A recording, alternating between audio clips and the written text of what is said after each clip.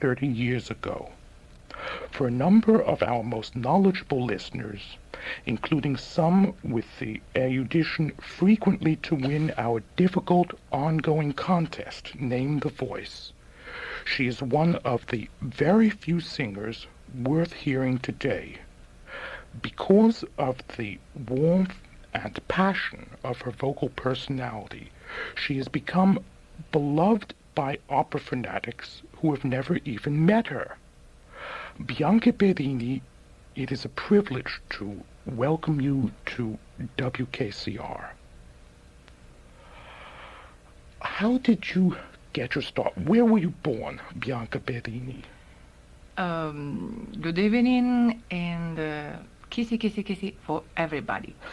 I'm born in Trieste, Italy, in Trieste from one Roman family, and all my parents and my aunt, everybody crazy for the opera, and I follow this. Yes. How can I say this way? Were your parents singers? No, professionally, but amateur, and they did very well. They did very well and having beautiful voices. Were there professional singers in your family? No, professional, no, just me. How did you get your start? What was your early training like? Where were your first performances? My first performances, I start with many concorsi. Yes, contests. The kinds of things Lorenzo Alvari specializes in, familiar to faithful KCR listeners. Yes. I won Viotti in Varese, in Parma, many contests. Yes. Then I start at 63. I start in Varese with Butterfly, La Scala di Milano. Then I have I done one big tour in Spain, and then following 64, 65, 68, 20 years ago. Yes. Did you study at a conservatory? Yes. I did my study in conservatory and in Trieste, in Milano, and the Giuseppe Verdi? Yes, in Trieste, Giuseppe Verdi, and in Milano too. In both cities, then yes. The name of the conservatory is Giuseppe Verdi. Did you find a vocal method at that time that you were satisfied with, or have you since changed your vocal method? No. Many maestro try to change my instinct, my vocal instinct. But I remember many times I was 3 or 4 times studying something wrong, and not with me, with the maestro. The maestro forced me to put the voice in some place I couldn't accept. Where did he try to get you to put your voice? Myself.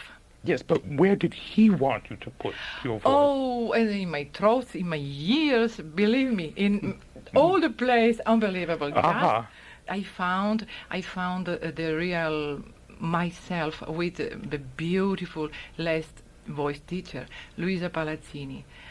Now, rest in peace. He died 3 years ago. But from her, I got really. I cannot say high notes because I always got had high notes, but the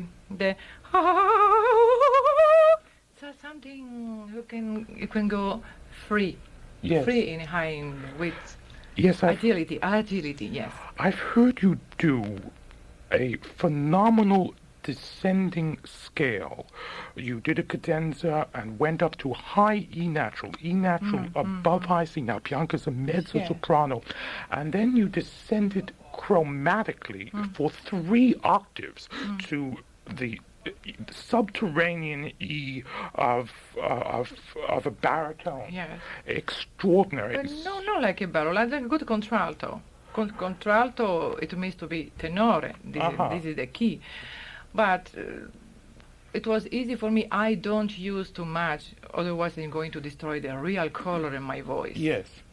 Because the color, the color comes from the structures, bones. Yes.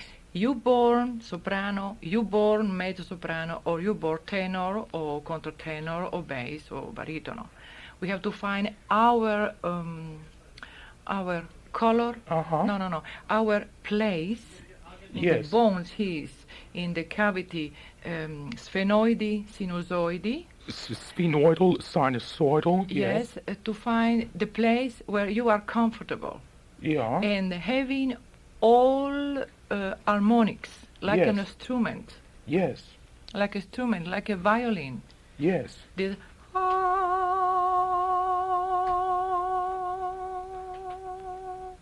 this is the harmonic. If I sing, you cannot have one harmonics. But if I leave the sound light and going out easy,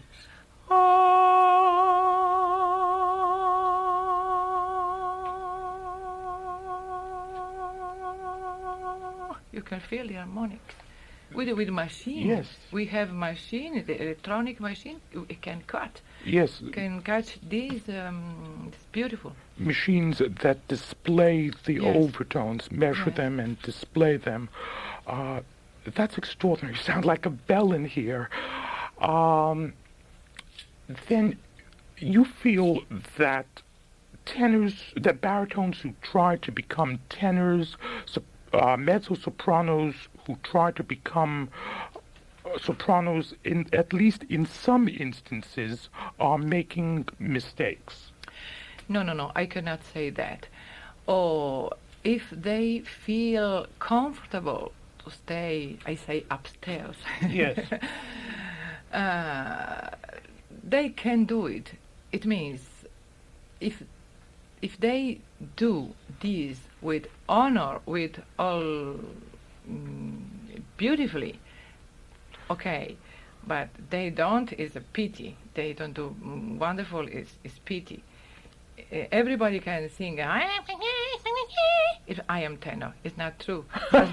Must be a beautiful voice. With all harmonics, with a color. The color of the voice is its beauty. Or I can say the beauty of one voice is the color. What is your range? How high do you go?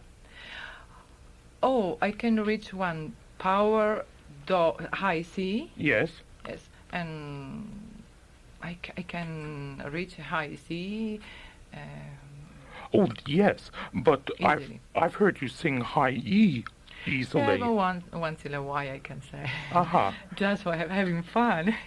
Well, you did record it. I was at the sessions, and you did it for technical reasons. You did it again and again to satisfy the engineers, and it seemed to come right out of you. What is your lowest usable note? I have to say I am not contralto.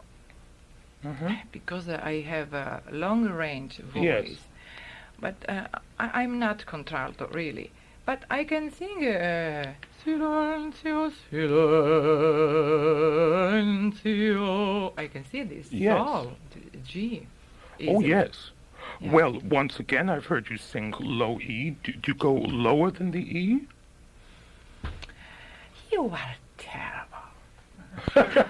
You make me a monster of lunghezza della voce, range of voice. A monster of extension. Yes. Yes. Sometime I can do. I have very, very easy projection of the voice, and I have easy, everything easy, It's, in the meaning I can express, I can see high notes, low notes. Yes. In what way Does your your current technique, the one that your last teacher taught you, differ from the other techniques? Oh, she gave to me the agility that I born with my agility. Yes. I born with everything. Just I have to put in the focus. Is your focus... Focus, it means to create the place in your mascara. In your mask, yes. Without pushing. Just let the sound go in this room. Yes, the room in the mask. Yes, make room in the mask. Uh-huh. And let the sound go and fly and floating. Yes. Oh? Flow, fly, yes, float. Something like that. Yes. And this is the camera di risonanza. The resonating chamber. Yes. Where for you is the point of resonation, the focus? This is my secret. For example, Giuliano Cianella, a guest on the show on 2 occasions, has as his focal point of resonation, locus of resonation, impostazione, vocal placement, the area between the upper teeth and the nose. He was willing to tell us his secret. For me, I have a very different sort of vocal technique. That locus of resonation is the sphenoidal sinus, a point at the top of my head, between the ears, but higher at the very top of the head. The locus of resonation has shifted forward and downward over the past 150 years.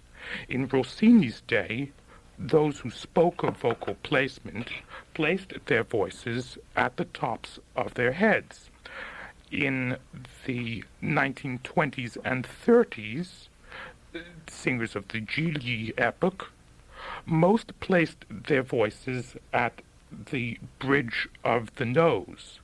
If you read Jerome Hines' current book, Great Singers on Great Singing, you find that many place their voices in the cheeks, the area beside the nose, in the nose proper. Some place their voices where Cianella places his, on the front teeth or just above. But you still don't want to tell us where you place your voice, Bianca. I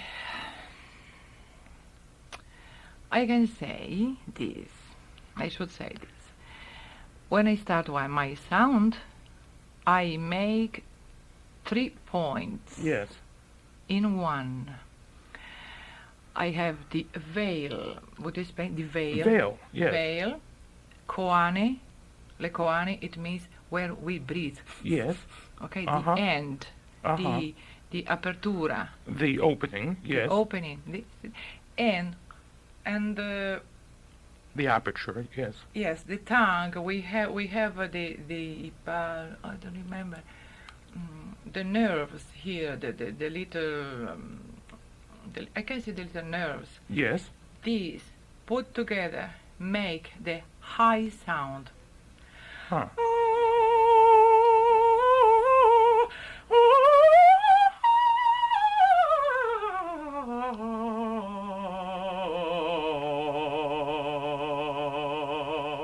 I have just 1 point focus behind my nose.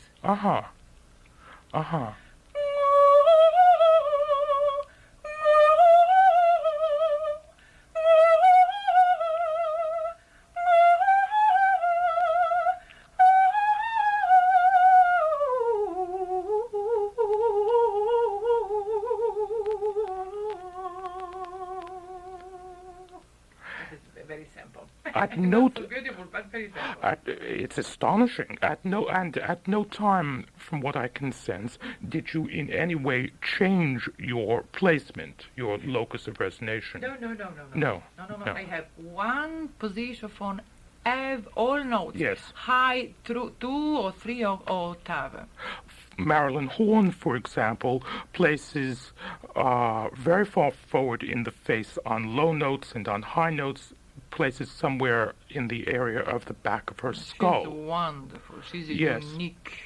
Sutherland places around the bridge of the nose for the middle voice, and around high A, high B switches to a sphenoidal focus, a focus at the top of the head. So these things vary, but you, like me, hold with one focus throughout your range. Yes, just Yes. one, and I manage the fiato. Yes, I the manage the breath. sound.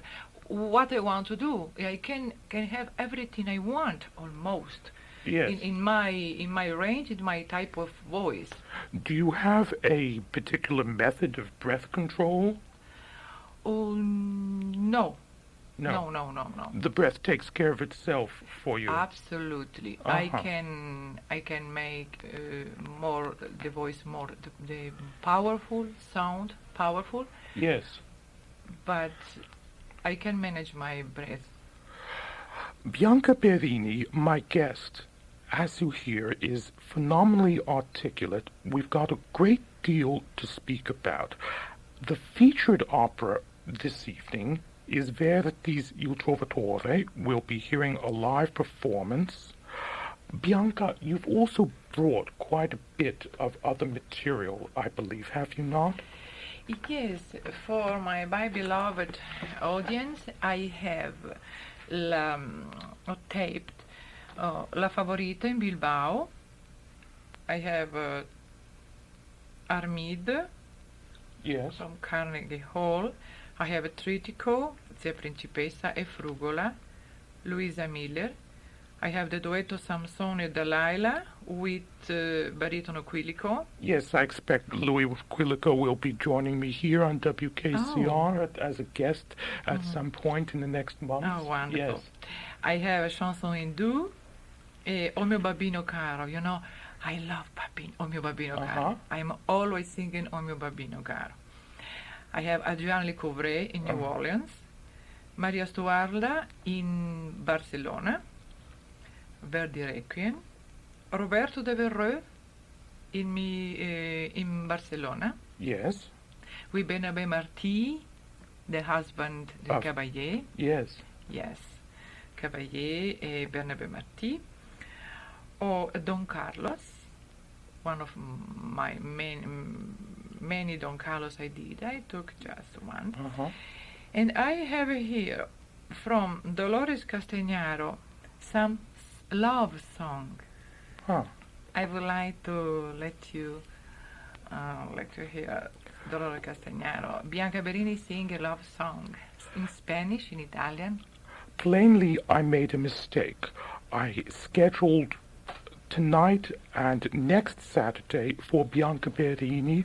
I think I should have scheduled at least half a dozen, probably a dozen programs for her, but we can make amends in the future. We'll be hearing a complete trovatore with Caballé, Domingo, and Madame Berini presently. I should say 600. 600 and at point, some more. Some more. Yes. Everybody asking me how Azucena could change the sun and the boy, why the boy was in the dark night, stay there, the little boy was sitting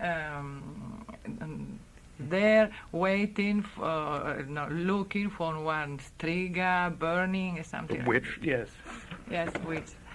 And my idea is your idea too, okay? Please. My idea is, I won't offend anybody, but the gypsy used to steal some once in a while, no? People have heard of that, yes. Once in a while, just to have fun, you know. And the baby, it was there, really, the little child, it was there. And still some gold, some little mantello, something. A mantle, yes. A mantle from the count. The little count. Yes. And put on himself. Yes. Then Azucena took the child who didn't get this. It wasn't without anything, because Yes. if it's difficult to understand. No. You're Okay. making sense. Yes. Okay, she brought the our baby. Uh-huh. Okay, the our baby stolen something from the real child, the real count, Yes. the baby count, Yes. and put on himself. Then the baby, the real count, he remained with nothing. You can say, you can look, I am the count. Yes. Then Azucena took the count baby. Yes. Tell me you understand what I'm saying. I think I do. desperate. Marty, is Okay, thank you. Bianca's hypothesis consistent with your understanding of the story? Okay, you understand? Well, I think it's a fine hypothesis, and it's hers. One of many, Yeah, many one of many, many. because you know the wonderful thing about this work and others is that the libretto only tells us so much, and perhaps the music tells us a little more in terms of the emotions. Cossotto. She's following. I see. What are you doing? Then tell me. You're very happy. Yeah. I see. When he say, something from the heaven tell me no ferir. Not to stand, Now, yes. yes. Now they say, why? Something stopped you, and this. Why couldn't he kill his own brother? Yes. Yes. Is because we're too conscious of literally expressing the words rather than the emotions inhering in them. We're saying we're too busy trying to refer to particular objects, particular emotions denoted by the words, rather than somehow going beyond all of that. You are marvelous. Excuse me. You are marvelous. You try to explain very well the situation. I appreciate very much what are you saying. I'm very much looking forward Yeah. to your views, Yes. Bianca Berini, and your diagnosis Yes. of the situation. Now, I don't want to let the opportunity... I know we're talking a long time. We'll be getting to Trovatore in just a moment. I don't want to let the opportunity pass, since Marty Kirshen ordinarily is in Los Angeles, to ask him about some of his projects. Marty, would you tell us Bianca, you are newly trim and slim. How did you do it? How much weight did you lose? I lost 22 pounds. Good heavens, lucky Yes, Bianca. I'm yes. green with envy. Yes, no bread, no dairy products, and You without bread? yes, Oh, that one must have been Italian girl without bread. that must have been awesomely difficult. Yes, it's true, dear. Very, very true. And but in my diet I add some good vitamins, natural food, and just don't eat bread, a lot fruit, vegetables, and my dietist, it was really support me, because sometimes I want to eat bread. No, you don't have. Instead, the bread she gave to me brown rice, or this millet, I think, yes. And so. Are you in the thrall of Joel Brody? No. No. Absolutely. Joel- I'm not vegetarian. I eat fish and some white meat, like chicken, organically, turkey, organically chicken. Yes. Joel Brody is, among other things, a supernumerary at the Met. He's a character tenor with many small opera companies and a renowned sculptor. He'll be appearing on the program in June to talk about supering at the Met. In any event, he takes a strong stand about diet. He's a fruitarian on his way, I believe, to becoming a breatharian, and he enunciates his views to many singers and has been a seminal influence for many. I don't give any advice from body. Joel, I love you very much, but please let me eat something. No, absolutely. You risk to lose your voice, you know. Really? I didn't think I have to eat less. No, just the right things. Yes. Well, Joel no doubt will reply sometime in June on the airwaves here. Well, now that you are even more beautiful, are you singing Carmen? Has losing weight affected your repertory? Mm-hmm. You don't have to lose. You have to reach your peso forma, your goal. Uh-huh. If you finish one powerful opera, excuse me, I am speaking in first person. I am speaking about me. If I sing, for example, one Don Carlos, one Aida, I am still in good shape with all my voice, all my power, and absolutely not tired. This is my goal. Yes. Then I can be skinny, or and be fat. When I was fat, 22 pounds and more, I was a little tired when I was finished. Really? Now I finish. I am like I would like to start more, you know. I know what happens with me. I've lost, as they say, the same 5 or 10 pounds 1,000 or more times. I lose the weight and then I slip back up. Have you regained some of the weight? Yes. I hope my dietist is not in this radio to hear Bianca Berini. But I speak very good. I understand completely. This is just for the few people, okay? I gain 6 pounds. Don't tell anybody. The story of my life. Has all of this affected your repertory? Do you now undertake parts you would not have sung had you remained a little bit on the plump side? I don't know what means plump side. A little, un po' grassa. If you're speaking about voice or about... No, about figure. Yes, if you were a little fatter now, would you be singing your current repertory? Has it made any difference in your choice of roles? No. Fat is not good. Uh-huh. Fat never is good. Never is good be fat, because you lose something beautiful in your appearance. If you can be slim, it's wonderful. You have to try to be. As we discussed at the top of the program, Bianca Berini has a phenomenal range, one of the world's widest. Indeed, she's sung a cadenza plummeting from E above high C, the high E of traditionally associated with a light coloratura, to baritone low E, 3 octaves below.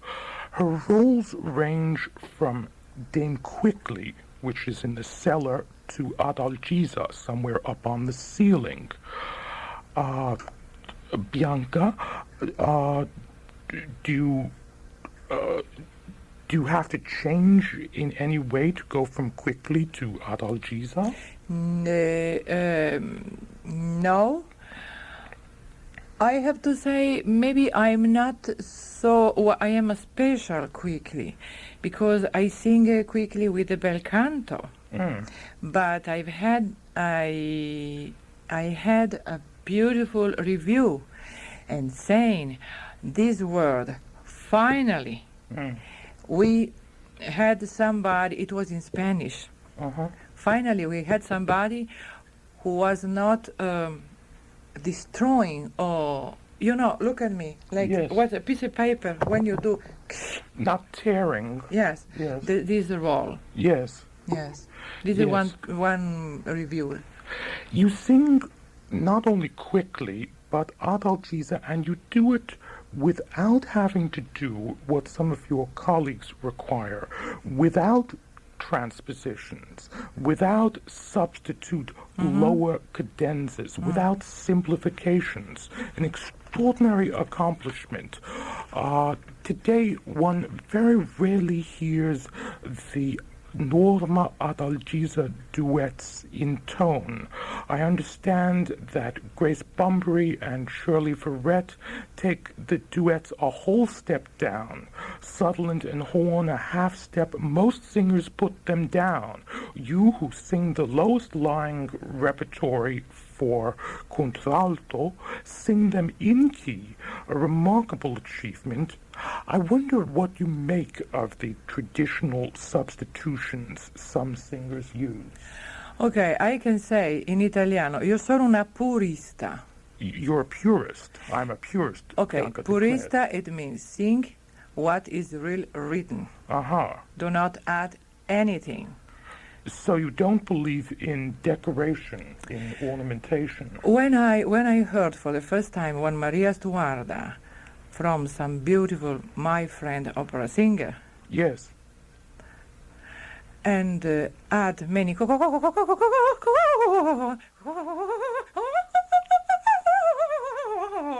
said, "Oh my God, what is this?" And I don't make any accusation. My God, it's not from me, but it's not the real line. It's not the poesia, you know. Not the poetry. Yeah, it's not poetry. What about repeats of the cabalette? The problem, as I posted last week with cabalette, is that if you cut the repeat, the cabaletta is, as it were, insufficiently weighty to balance the cavatina. Whereas if you perform the repeat but don't decorate it, it seems redundant. Perhaps you disagree. Darling, depends the opera. Depends the opera. Some opera need some repetition, like you said, and the tradition has done a lot of job in cleaning what it was really heavy for one opera. Yes. One of our listeners, George Sarvacha, called to ask, how do you like working with Montserrat Caballé? Now, Caballé has the reputation of being a temperamental singer, a difficult person to work with. Do you think the reputation is justified? Caballé, she is wonderful. And I think I have one credo. If you are gentle, if you are nice, if you don't ask too much, if you don't push, if you are not, how can I say, mad with the people, yes, you have not a problem. I am not the type who is going to fight. No, I won't. Absolutely. I'm nice. I have just nice people. If you don't want me to ask this, tell me no comment, for I recognize that in your situation you have to be I'm sincere. careful. Yes. I remember that when you recorded the Verdi Requiem with Caballé, you complained that they rushed you through your solo material at 9 in the morning and spent the whole day working with her doing retakes. Were those retakes done at her behest? This is one fact. It means she repeated for, I cannot say 2 hours, but almost. And Domingo and me, we was waiting because she was trying to do many times one phrase. Yes. But this is just one explanation. Yes, perhaps it's a testimony to her seriousness of purpose Yes, that she repeated. indeed. Yes. Indeed. Yes, but in your position, you had, under the circumstances, to content yourself with. But certainly, but this happened. I was young in the recording, and I was the last one arrived. Yes. Between Caballé, Placido, Pliska, I was the baby. It means, in this way, I accepted. I said, okay. Another listener. For this time, no more. Another listener, Patricia Beretta, asks, how do you manage to sing the soprano aria O mio babbino caro? Oh, because I love very much this aria. But isn't that rather difficult, Ms. Beretta wonders, for mezzo-soprano? Okay, it's not for me, because my meaning, when I teach get advice, when I give advice to some friend who come in my house, soprano, mezzo-soprano, who say, Bianca, I can reach high notes. And depend of the person, if I see the person is truly love the opera and want to do career, then I explain how I can reach the high notes. Yes. Because I cannot say I am soprano, but I studied a lot. I studied so hard to reach this easy way to reach the high notes that I can teach. It's easy for me to sing even, I don't know what's,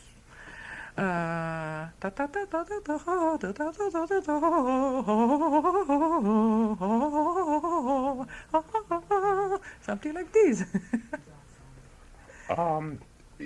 Yes, 1 second, please. The clochette. Yes. Now, how do you produce your high notes? I don't know. Yes, I mean, what is your technique? My technique? Yeah. It's my personal technique. I see. What is the nature of it? Nature, also, to know some place. How can I explain? One lesson. Yes, I love one. Canto. It's not easy, really, especially in the which time it's. Okay, at 11 in the night. Yes. No, it's the way you can... At 11 at night, you're listening to... it's almost 11. You're listening to WKCR-FM in New York. I'm Stefan Zucker. My guest, Bianca Berini. No, it's difficult now to explain. Yes. Would you ask me something else? Okay, with great pleasure. Does the Paris ending that we'll be getting into, the Paris ending to Trovatore, in any way change the story? No. No. No, absolutely. Just add one miserere. Miserere, ta-da-da. I have 2 or 3 lines, beautiful line to sing. Yes. Oh mio figlio, la la la la. Patricia Beretta mentioned that when Verdi revised the Lombardi and created Jerusalem, when he did his Aroldo Stifelio revisions, he made extensive story changes, but apparently not here in Trovatore. I don't think so. No. Absolutely. The story is the same. Just he had something who he like always like Donizetti, many composer, Rossini. Yes. Even they said, okay, I give you 2 or 3 results for the opera. Choose what you want the best. Yes. We have in Donizetti some 2 notes. Ti-ra-ra, and we can ti-ra-ra-ra. We can add. Yes. In Donizetti we can do it. This from a lady who says she's against decorating. Yes, but I don't, no. Invented the decoration. Yes. This is not good. But it's good when the composer said, you can do this and you can do that. What you prefer best for you and what you prefer. I see. I don't invent anything. Well, for Rossini... Very bad. You are very, very rascal. Rascal. For Rossini, there was no such thing as one version of an opera. He, for example, made 8 different adaptations of Semiramide and seemed to feel that the version to be used for a particular performance should be chosen on the basis of its suitability to the cast in question. Well, we'll forge ahead with Act 2 of Verdi's Il Trovatore and get to hear Bianca as Azucena. Now, we followed a different practice tonight. Well, I had Marty Kirshen as a guest. Young American baritone phoned to ask advice of Madame Berini regarding voice study in Italy, as well as coaching. And she was of the opinion that for any singer, to make a career is extraordinarily difficult. Bianca Berini, you were saying, if you suppose you knew that you were going to be born all over again tomorrow, would you want to be a singer?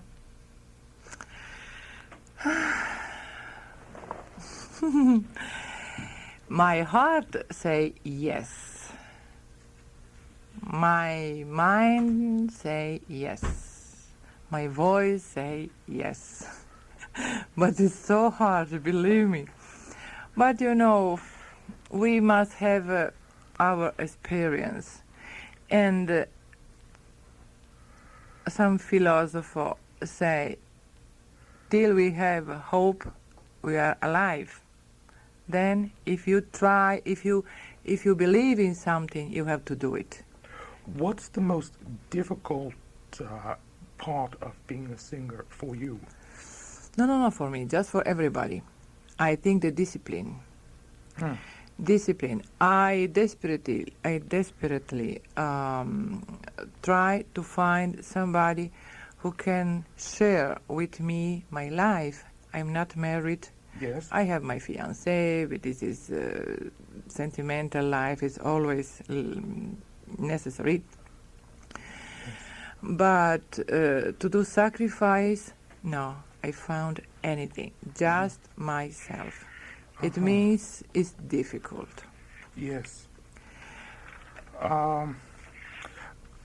You mentioned your fiancé, and I wonder a little bit about all of that. Would you tell us about him? Just a few words. What does he do? My fiancé? Yes. Is a wonderful person. Yes. What did he do? Say, Bianca, calma, tranquilla, I love you, don't get upset, don't eat too much. Well, mezzo-sopranos by tradition are reputed to have phenomenal sexual appetites. An Italian tenor you and I, Bianca, both know, once told me, il mezzo-soprano ama il... no, that wasn't it. Il mezzo-soprano ama l'uccellino. Mezzo-sopranos love what the Italians call the little bird. Was Fedora Barbieri the last of the tradition? No. I said I don't like speak about this question, but I'm going quietly to answer. Okay? Thank you. Okay. About sex, this is very personal. We have, many people who need say, oh, if I don't do sex, I have no voice. Okay? This can be is the truth, because you are so excited, you are so tense, you sing well, you sing strong. It sound very. You are excited, then you can sing. But after sex, sometime after sex, you feel destroyed. I speak not about my experience, but the other experience, because all my experience was seeing the people. Do not having many experience, because have experience sometimes means bad fact happened in our life. Are you saying that sexual that? Okay, I come back at the point. Sometimes I heard people saying, if I don't have sex, before singing, I cannot sing. Yes. This is not right. We have to sing without any, how can I say, In italiano. sì, qualche cosa che ti dà vita, rivitalizzante, tonico. Ecco. A tonic. Ecco, A tonic, senza yes. niente. You have to sing. Of course we use our vocal cords in singing, even though we're not conscious of them. If we are not conscious, you said very well. Yeah. You are, like always, very intelligent, perceptive. You are marvelous. Certainly we use speaking. Yeah. But we are not speaking like this. I hope Bullshit. not. No. Then I let the sound go out and mix with the harmonic and everything. Yes. No, the harmonic come in maschera, but Yes. the sound must be high. Yes. This is, Well. okay, I finished. Lohengrin Carmen in French, Werther in French, Samson in French, Cavaliere Rusticano Italian in French, Resurrezione di Cristo, Sta Palmate and many Trittico, and Ninth Symphony, Taddeo, Missa Solemni, Beethoven, many classic. Okay, I finished. Brava. Well, we'll be hearing you now in the Canzone del Velo. Vada Adler was saying earlier, a caller, that I think she'll be working next season for the Paris Opera. In any event, she was saying that you achieve an Arabic color that's most uncanny and special and sets your veil song apart from everyone else's. We'll hear what she means. We've just had Bianca Berini in the veil song from Don Carlo. Well, Bianca Berini will be back here next week with me, and we'll be selecting from among a very broad range of performances. What are some of the operas that we'll be considering? Oh, you've put your cassettes away. Maria Stuarda e Adriano Lecouvreur, Trittico, Luisa Miller, Chanson hindoue, Aida. Aida, we have the recording. Yeah. Anyway, the list goes on and on. Anna Bolena, I believe, is in there. Yes. Favorita. Anna Bolena. Oh, bravo. So it should be quite a program. And in June, on the 2nd, just in eager anticipation of your return visit next week. Stefan, you are great. I have to thank you. Thank you all audience, and please forgive my very exotic English. I love you very much, everybody. Kissy, good night. Special here at KCR. Those who listened had their viscera sizzled by the impassioned vocalism of Bianca Berini. Well, Bianca's back with me here, We'll be talking about her career. We really didn't get into it very deeply last time because we were talking about her views. She had observations on a broad range of subjects. And we'll be hearing... Good evening. It's a treat having you here, indeed. As always, I've been swamped with phone calls. They love you, and those who haven't heard you yet, well, you'll see. Greetings to the 80-odd listeners at the house of B. Bercy, now having a party in celebration of the birthday of Raymond Bercy, among them the Mariani Mafia. Yes, and I have to, I must say happy birthday, Richard. What's the name? Many happy returns. Returns. But are you only going to say happy birthday, Bianca? Happy birthday. Yes. And... you're not going to sing happy birthday? Oh, yes, indeed. Oh, in Italiano we don't have a really happy birthday. I can say happy birthday to you, happy birthday to you, happy birthday. What's your name? Raymond. Raymond, happy birthday to you. Kiss, kiss, kiss, kiss, kiss. Many happy returns as well to nubile Scott Marsh, celebrating his 16th birthday tomorrow. At that party will be none other than Lois Kirschenbaum and Gigi Rossi, the twin arbiters of operatic taste in New York. Lois favors Jimmy Levine's brand of young American singer. Gigi scorns them.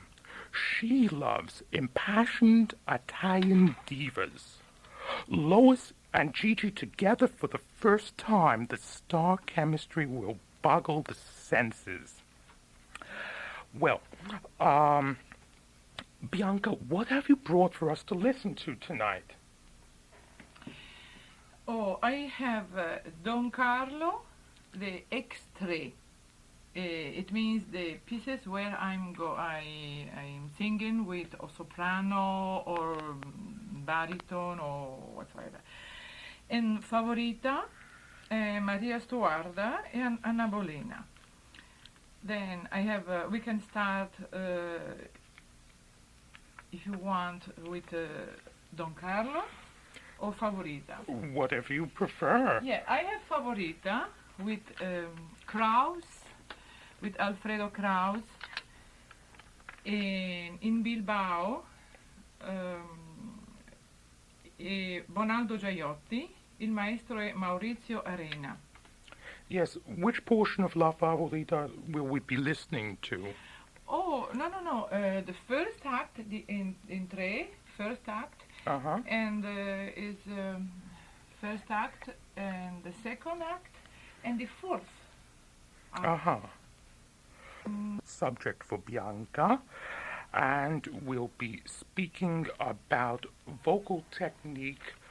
I think Bianca wishes to admonish against certain current practices and may vouchsafe unto us all some of her secrets. We'll see.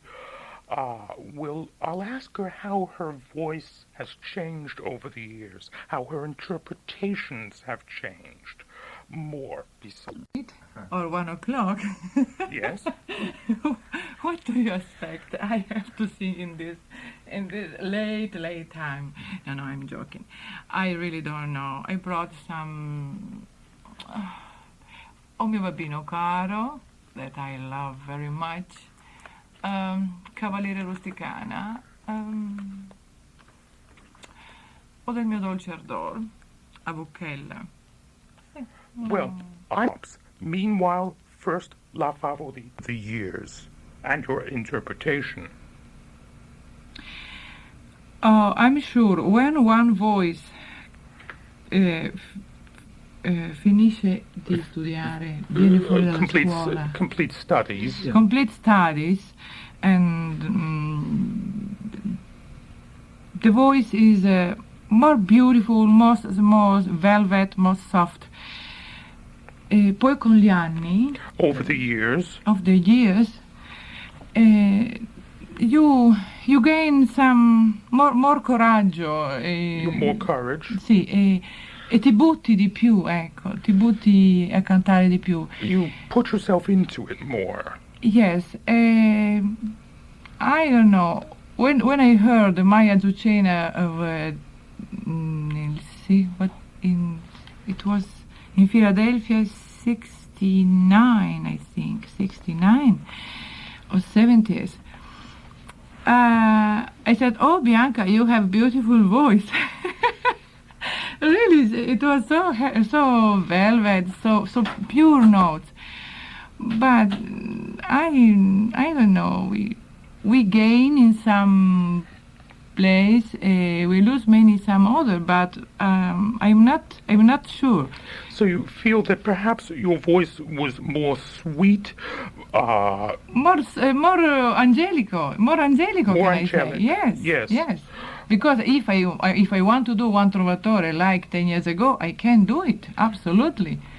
But now you are less conscious of, or your aim is not so much to cultivate tonal velvet. No. One moment. Uh-huh. I didn't lose anything. Oh, yes. Thank God. But your objective. If I want to do, I do, and better than 10 years ago. Oh, I'm not suggesting that you've lost anything, but I'm asking whether today your object is less to cultivate vocal velvet, more to cultivate drama and emotional expression.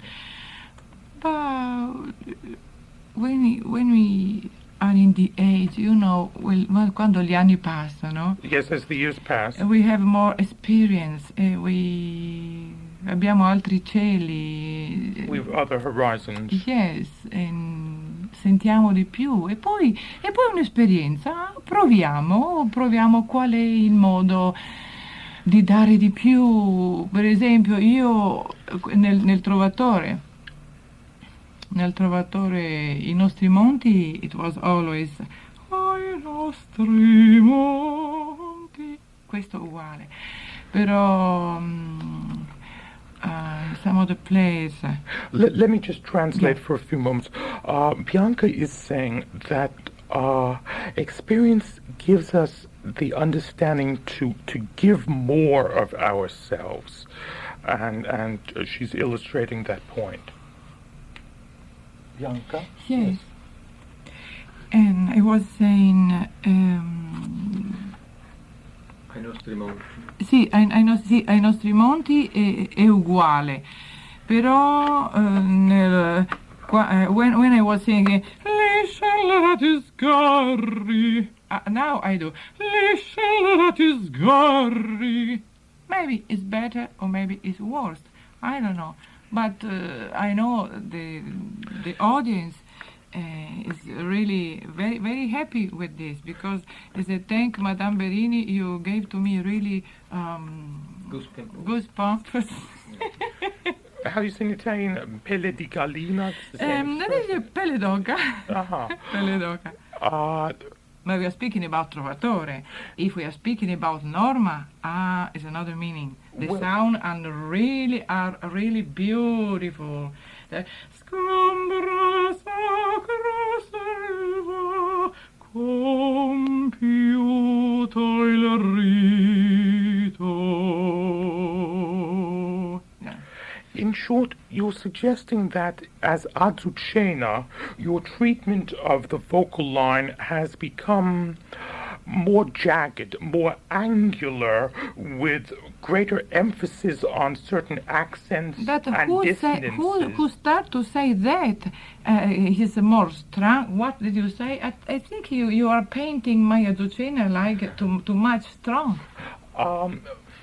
Bob, Being on the spot here, ladies and gentlemen, my most frequent guest, collaborator, Bob Conley, is with Bianca and myself in the studio. Bob presented, as an impresario, Bianca's first appearance in New York at Columbia's Casa Italiana in 1975. She gave a recital, and those there got the aforementioned goosebumps. In any event, Bob, how would you say angular, jagged in this sense? I think Bianca takes exception. I think she means that she's become more expressive and more emotional, but she's not trying to sacrifice vocal beauty. Well, she changes. She says that she changes the phrase now and then. Well, what she demonstrated was greater emphasis on a portraitura, dissonance there.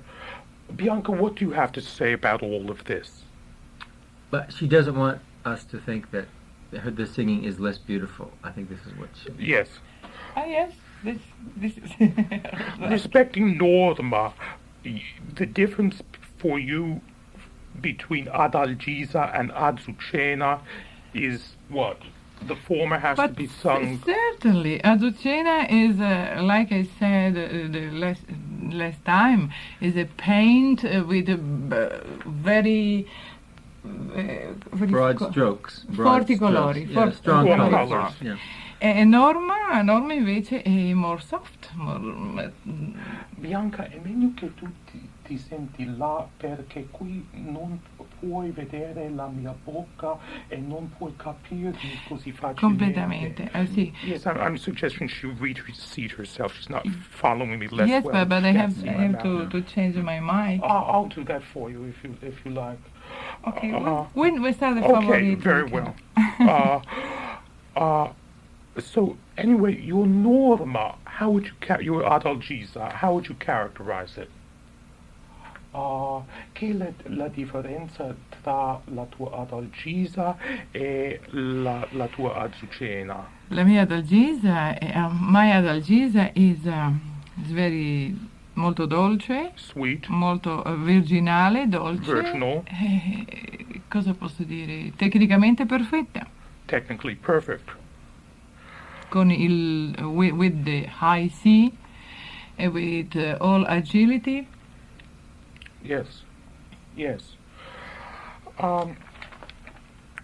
Well, you had remarked to me, Bianca Berini, on the telephone that Italians are born with the spina dorsale, are born with slancio. That's to say, they're born with emotional surge, impetus, a certain kind of emotional ferocity, with, as she puts it, a dorsal spine, backbone.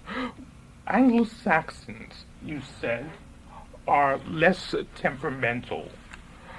No, not in bad way, please. Aha.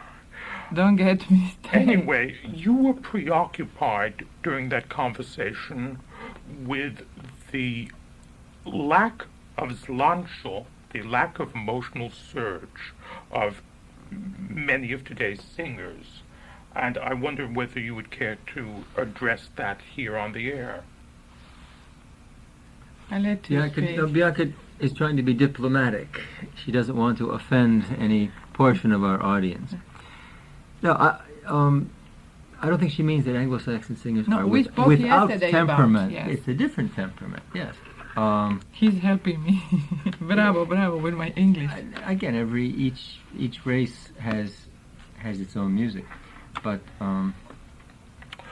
well, we'll be pursuing these and other topics, in particular vocal method, and Bianca will be performing live number of arias a little later in the evening.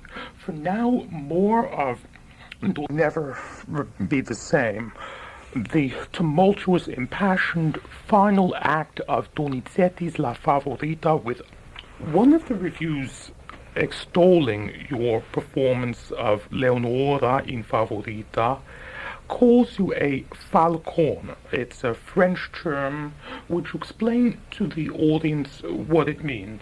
Sì, Falcon en français è un mezzo-soprano con acuti, un mezzo-soprano, soprano drammatico. A cross between mezzo and dramatic soprano, a mezzo with high notes. There was a singer of that name, Falcon, way back in the 1820s, and singers of her voice type have continued to be called by her name.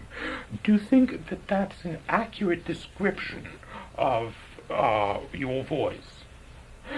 Credi che è giusto quella... Oh yes, absolutely. Yes. So, in other words, you're suggesting that certain soprano roles might be appropriate for you. Oh, I am not soprano. I am sure I'm not soprano because I cannot stay at the range of the soprano. I am mezzo-soprano, my color, everything. Mezzo-soprano, yes. I think there's something wrong with one of the mic inputs, and we're not picking you up adequately. I'm just going to, let me try swapping things here. Hello? Yes. I think that may be 1 second, a little better. Do try speaking just for a moment. Ma you are genius with many buttons. I don't know. Well, the switchboard is fabulous. It's big.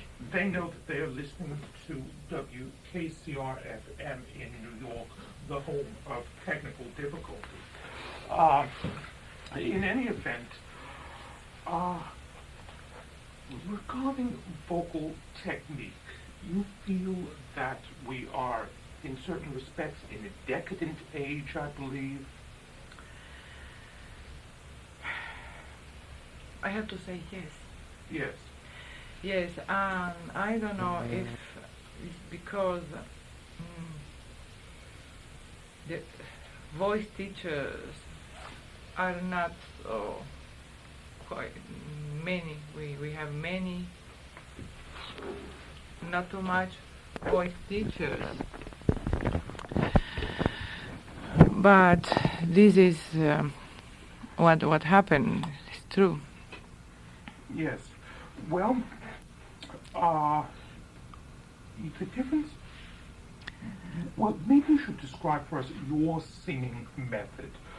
For you, the diaphragm should not be used as a bellows, a mantice, with which to push air in the manner of so many teachers at Juilliard.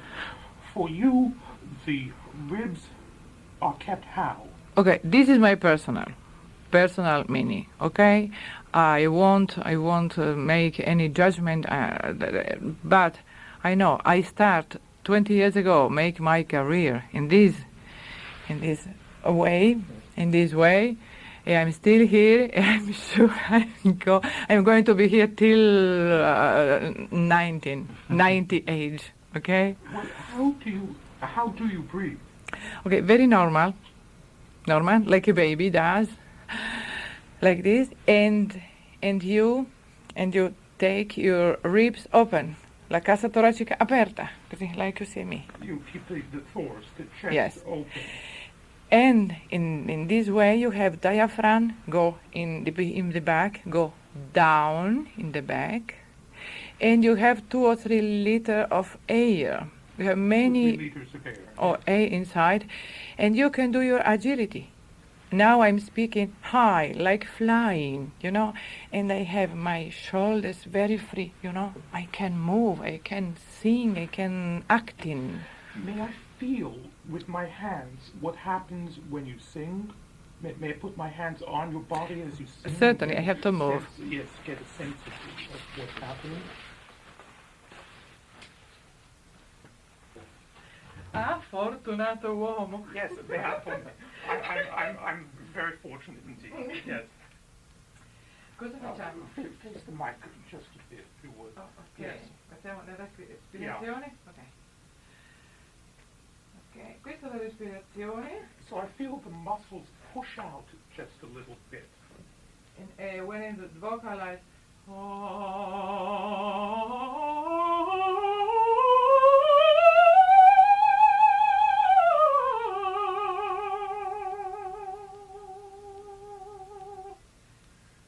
what I felt was, as it went up, the stomach muscles, unfortunately I'm only touching the stomach, began to pull in just a little bit, and as you came to the end of the breath, a little bit more, and apparently then you're controlling your breath by pulling in your muscles slightly as you continue. Nothing at all extreme. It's a very subtle feeling. Very little is happening.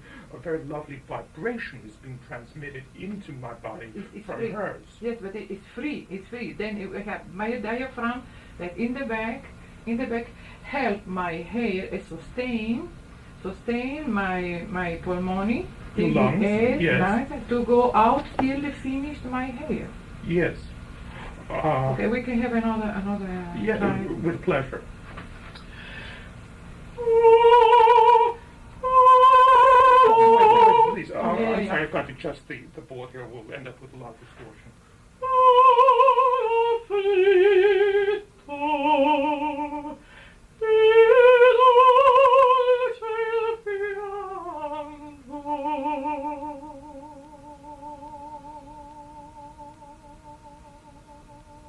Now, when it's finished, I go down. What's happening is that as she continues, there's the faintest sense of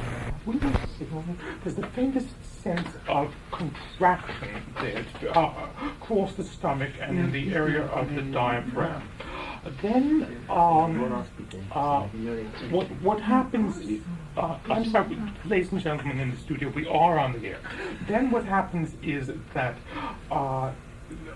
when she's done with the phrase, for a moment the belly pushes out ever so slightly, not a great deal, and then there's a sense of relaxation, and she lets go of the little bit of well, tension is too strong a word, but the muscles completely relax after pushing out for a moment. Bianca, is that typical that after that, when you are done with the phrase, you relax your stomach totally? Yes, but very normal, just Yes. normal, like a baby. And I'm strong in my diaphragm. I see that. Strong, but it's normal. It's not fake, and nothing is fake. I can sing with my head down, blunt. Yes, would you do that? Bianca now has her head down by her ankles, and I don't know if it will be picked up on the mics here, but I think she'll be singing. Yes. Do you want to sing? No. Excuse me, just to explain. I'm not singing, just to explain. Yes, all right. Okay? I know it's funny, but it's No. I think you're making a very interesting point.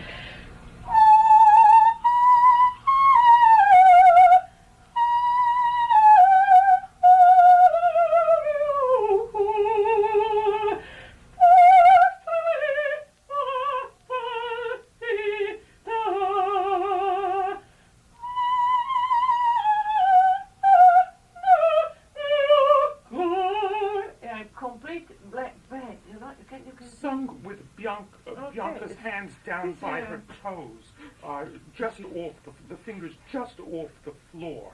Now, of course, she was off axis from the mics. These are omnidirectional mics, but there still is an axis even with those. And so probably the results were not picked up that well. However, the sounds were in the studio were every bit as bell-like, had just as much squillo, focus, ring to them, ping, as when she was standing erect. Yes. How come? What is the interest of this? Other than the interest is, yes, first is not my chord. Not the vocal cords. Oh yeah, no. This just to explain. I'm laughing for what I'm doing, but just to help my friends, you know. This reinforce the idea, my idea, that the sound do not come pushing the breath, chest. The breath through the vocal cords. The sound comes, like Lauri Volpi said, Yes. resonance, diaphragmatica e cervicale. It means come from the head. Head resonance and diaphragm. When I start to do the high notes, I wasn't thinking, now I'm going to sing with my vocal cords.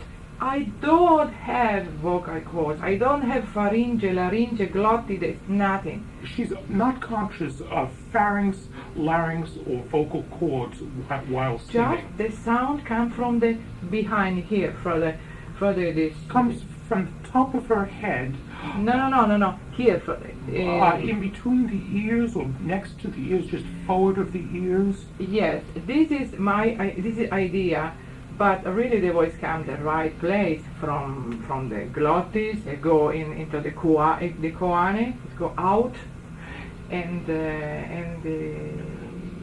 In short, you recognize that, of course, the voice does come from the vocal cords. Absolutely. However, in singing, that's not what you are conscious of.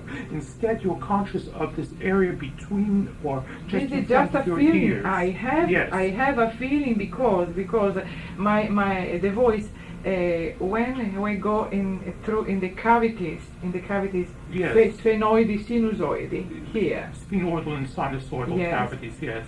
You have room, Uh-huh. and then this is the idea. If I start one sound with vocal cords, I start awful. This is vocal real. This is terrible. Uh-huh. If you think in high, if you think to give a room like un ooh,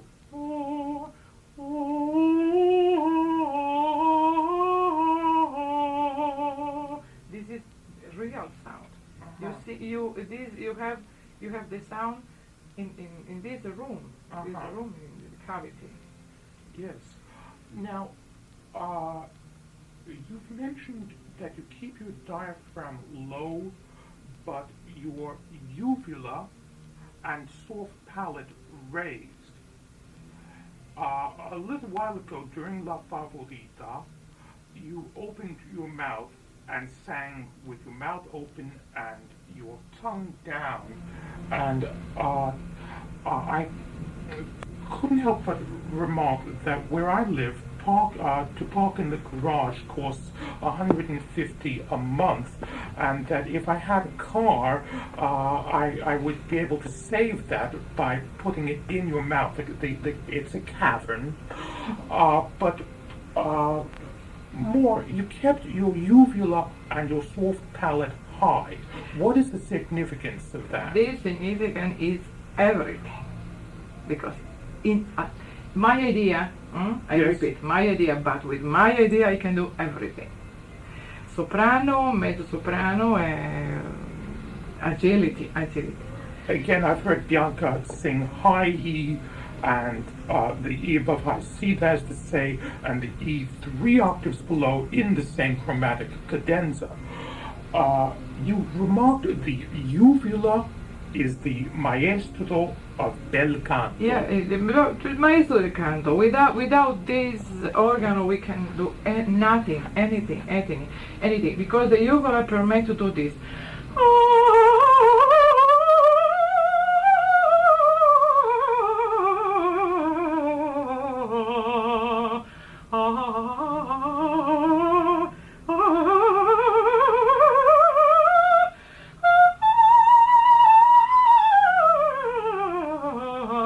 I swear, I do just with the uvula. In what sense? All you do is raise and lower your uvula? What do you do? Is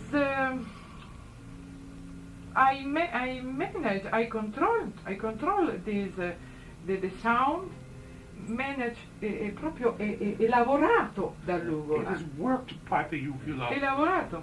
Yes. E aiuta l'orecchio. I cannot Ear helps. I cannot make mistake if I think one note. Is a uvula helping me? Give me one note. I'm going to repeat. Give me one tone. Another. Me now? No, that sound. Wait, let me pull my faders down so we don't I need distort. a sound.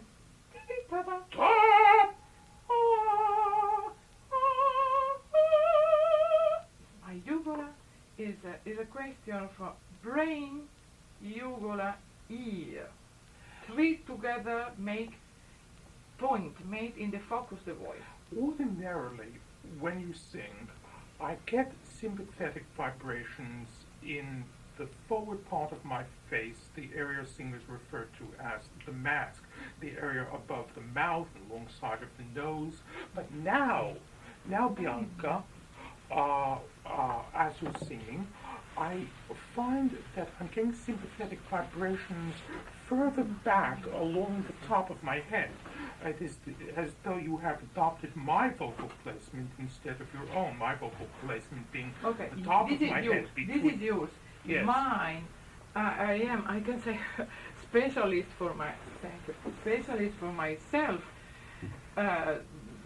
I can project my voice very, very strong.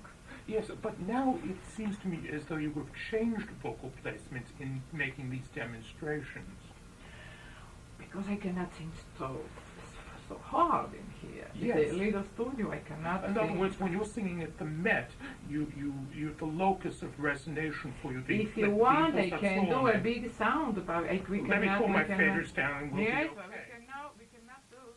Whenever you tell me, just and I'll try to What think I have to do, whatever you'd like. In any event, when you say you control your voice with your uvula, what is precise? Can you explain that further? What is it that you're saying, really?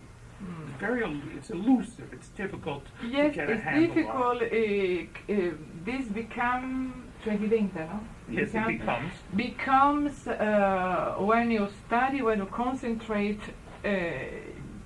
You can do everything. When you concentrate, it's from the study. Yes. From your study. Studying, if you study right, you have this. Are you conscious of raising or lowering the uvula, or do you always keep it up, the soft palate? Oh, just I think, but they come along. Viene da solo. It comes by itself? Come by itself, yes. Now, when you were breathing, you had me put my hands on your diaphragm, not your lower abdomen. No. It's convenient. It's convenient for the women to have intercostally. Intercostal. Yes. For men, some abdominal, but it's not good because it's not necessary. It's very dangerous. There are, of course, many different theories of breathing and vocal placement and vocal method. Bianca is saying that it is better to use, for women at any rate, the intercostal muscles, not the abdominal, the ones below the diaphragm. Bianca, why is that the case? Why is it dangerous to breathe low, as singers say? Oh, for women, for women, it's very dangerous for the high genital for ovaries. For the ovaries. The ovaries, yes, it's very dangerous, and we don't need to do.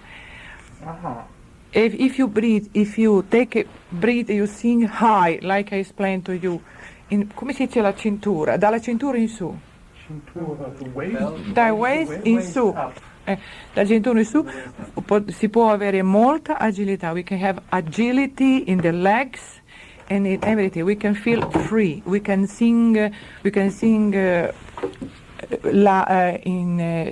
Distesa sul pavimento. Lie on the floor. Lying on the floor. On the floor, like I do in Favorita. I do or fourth act lying on the floor. Yes. For those of you wishing to comment, may I ask that you not attempt to phone us now.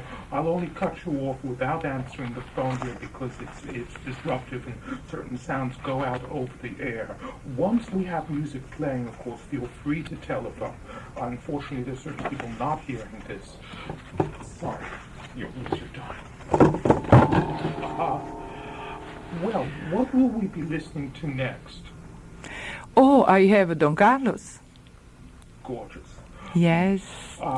Another thing about timbre or color or metallo.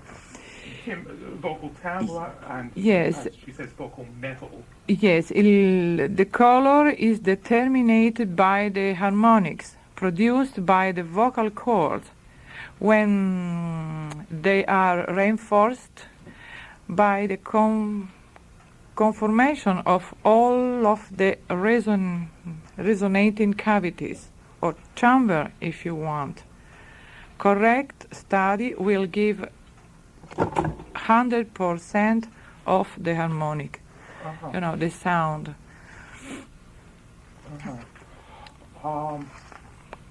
Well, we'll be listening then to which portion of Don Carlo?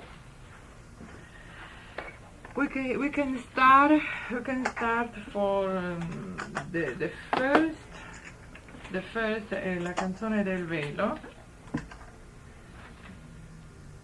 They have to go A O U is we have the tongue in one different way, and E is another way. But one advice. Please, when you sing, don't let your tongue lie down and like a dead tongue. The tongue must be active. A, E, I, O, U, sgombra la sacra selva, compiuto il rito. A, E, I, O, U. Please do this. If you do this, you can have your agility in the veil, qualsiasi cosa si canta, anything. If you don't move this, you cannot have resonance. You cannot have life projection, like I'm speaking. Sgombra la sacra selva, oppure voi lo sapete, oh mamma. If I sing, voi lo sapete, oh mamma, it's terrible the second way. Then, please, you have keep your masters alive. Excuse me, I'm doing like a clown here and explain, but you have. I am very. Yes, I am. Yes, I love. Yes, I love you very much, and I would like to help. And okay, well, don't laugh on me, please. Don't imagine anybody's laughing. Because I want to help you. Okay. In any event, you don't in any way attempt to manipulate your tongue consciously. No. Just speak. No. See. Yes. Just come. Just speaking. Which opera? Never mind. If you sing, for example, O del mio dolce ardor, O del mio dolce ardor, bramato getto, bramato getto.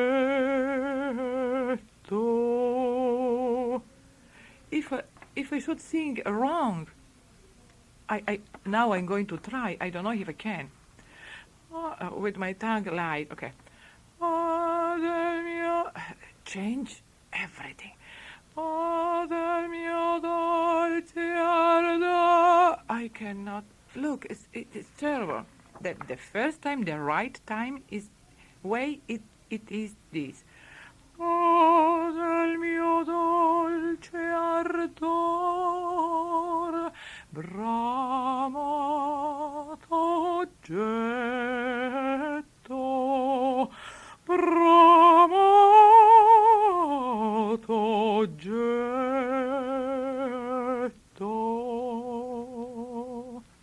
the right When way. she was demonstrating what she terms the right way, her tongue was slightly arched and up in the middle, Yeah.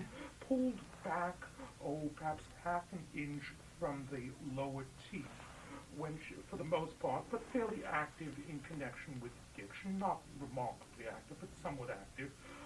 When she was demonstrating what she termed the wrong way, her tongue was Flat. yes, was Flat. lying flat on the floor of the mouth, and I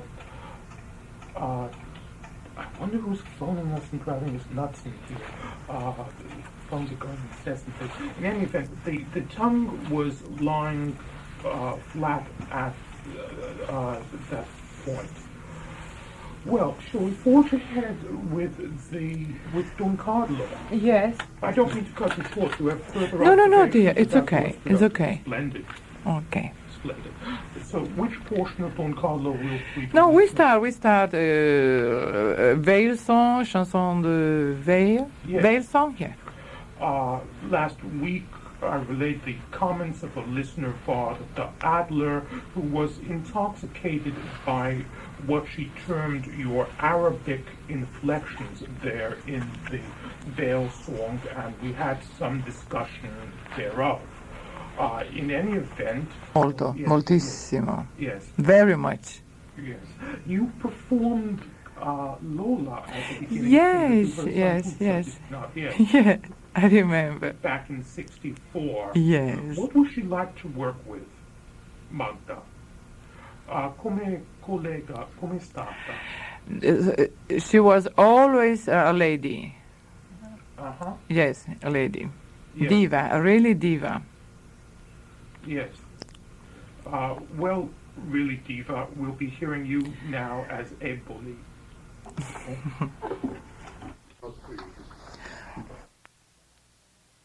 Un altro trionfo, another triumph of Bianca Berini, Don Carlo with Bianca and Mirella Freni. 1 second, I have to spank the people in the studio. You're on mic. If you want to get all huggy and kissy, please do it later. Bianca gets very huggy and kissy. Bianca, when did you make your tesoro? When did you make your Scala? Thank you. When did you make your Scala debut? My Scala debut with Don Carlos at 1970. 1970, and Maria Stuart.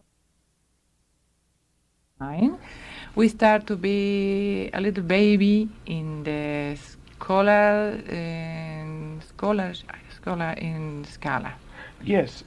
Were you singing major roles at that time, or only small parts? No, small, because I start very young, and I start to be alla Scala right away, because I won many concorsi, Many vocal contests, yes. And I found myself in 1 year, 2 years in the Scala. What happened between you and Fiorenza Cossotto in Barcelona?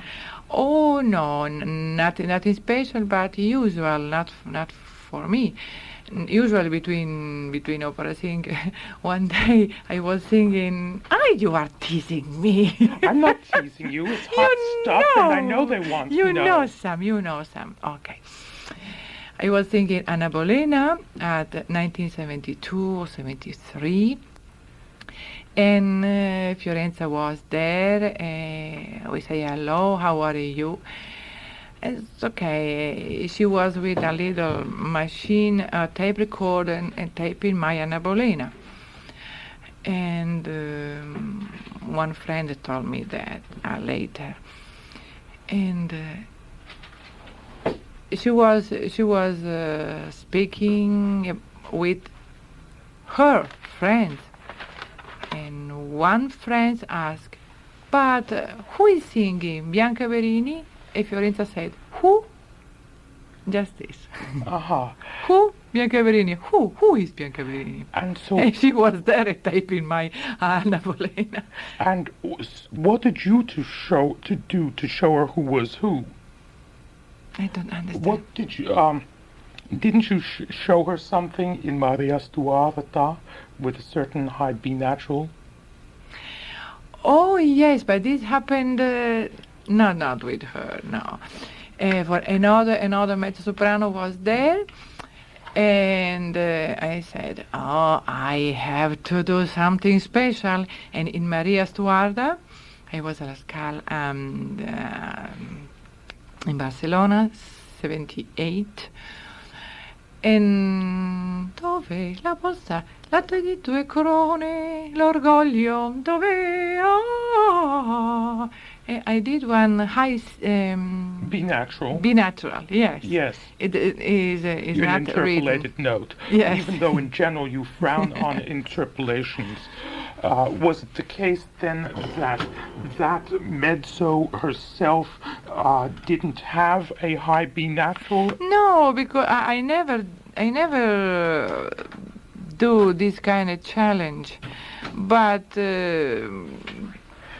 I had from another mezzo-soprano something that no good taste from her. I said, I have to do something. Well, you know, as I was young and joking, and not from me always. I don't do this. Mm-hmm. I don't need to do this. You said your when you began, you were timida and Yes. Yes. Mm-hmm. Quiet. What else? How would you describe yourself back then? Myself of una ragazza di famiglia. A family girl. Yes, Home veramente, girl. yes. Yes. Studiosa. Studious. Studiosa al conservatorio, amante della lirica. Lover of opera. But the life taught me is a very hard way to. How was that? What were some of the bad experiences? Bad experience. Oh, to be a woman is just something you have to pay, you know, because you are beautiful. You have to do something to become opera singer. But you know what I mean? Well, not something exactly. Immoral. What did you have to do immoral? Immoral. Oh, how can I say? I cannot say the microphone or what. No, say it. Okay. We're Forgive me to go to the bed with impresario with many people. Okay, this is the human Yes. behavior. Did you have to do that? No, Uh-huh. I refused because it's not the way to do one career. Yes. Because you are destroying your voice, you are destroying your soul, you are destroying your personality. Because if you think I did my career,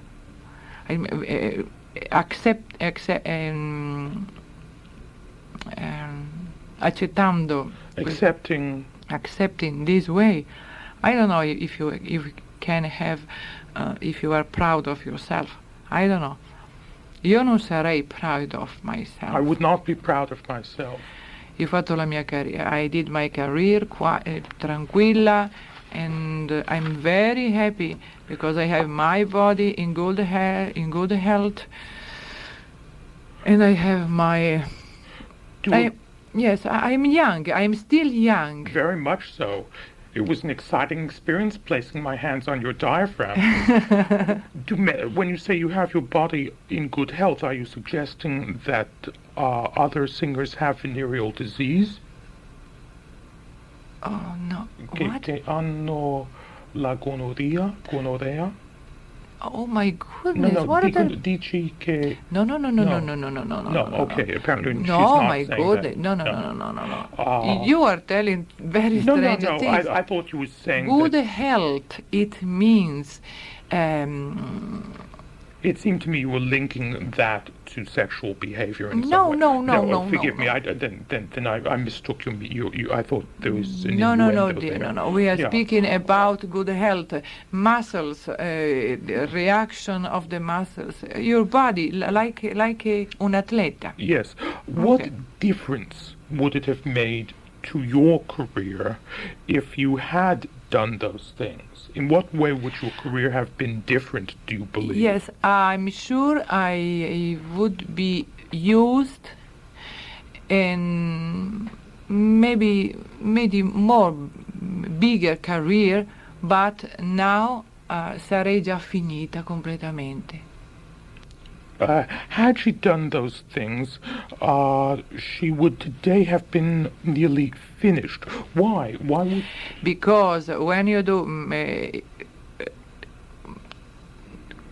noi siamo atleti, we are athlete. Yes. Okay. Like athlete, we don't have to use too much sex, too much... come posso dire... gli estremi in tutto. One should avoid extremes. Absolutely. Yeah. If you think you have opera singing, you have to conserve your body, your muscles, your come si può dire, tutto, essere serena. You must be serene. Un atleta.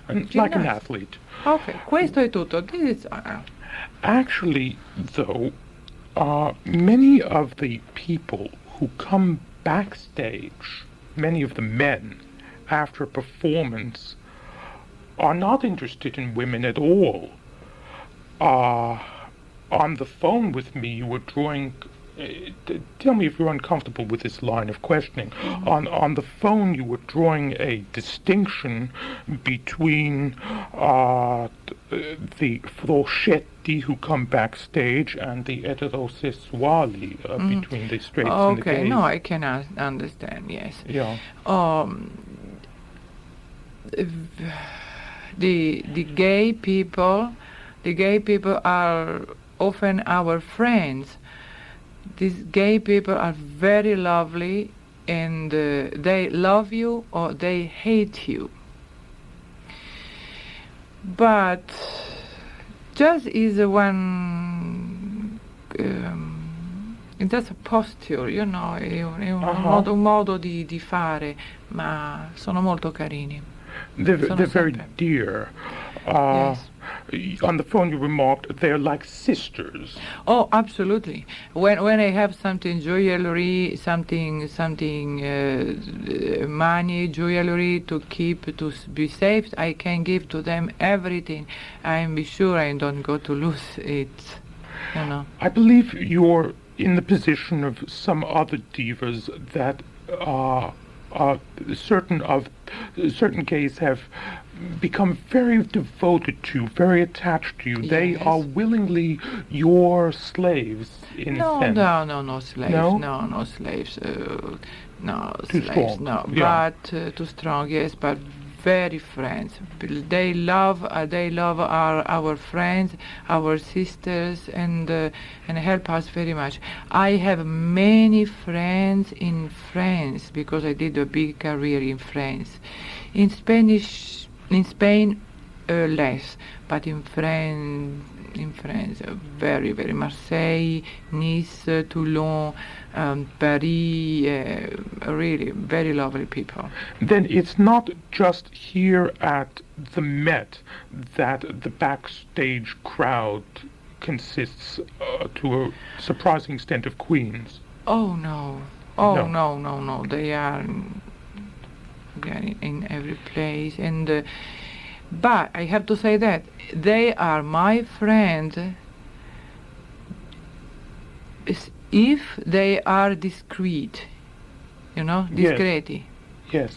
If they love to make to show too much this to show what? To show I am gay, you know. I don't like to express. You don't like them to be flamboyant, particularly demonstrative. Yeah. Yes, you know. Swishy, yeah. Without dignity, no. Cannot be my friend. Absolutely not. I do not accept. I've often noticed backstage with Italian divi that there are very definitely two sides to the dressing room. On one side, there's a group of heterosexuals. On the other side, a group of gays. And the two groups each pretends the other doesn't exist. But it is behavior, them behavior, you know. Yeah. Their behavior is. How can we make a judgment? Is their life, you know. We cannot make any judgment and know what they think, what they feel. We are not gay. I'm not gay. Yes. Yes. Well, you mentioned that a mezzo-soprano colleague of yours in Italy cultivates a gay public and buses them from city to city wherever she is performing, pays for their food, and what else?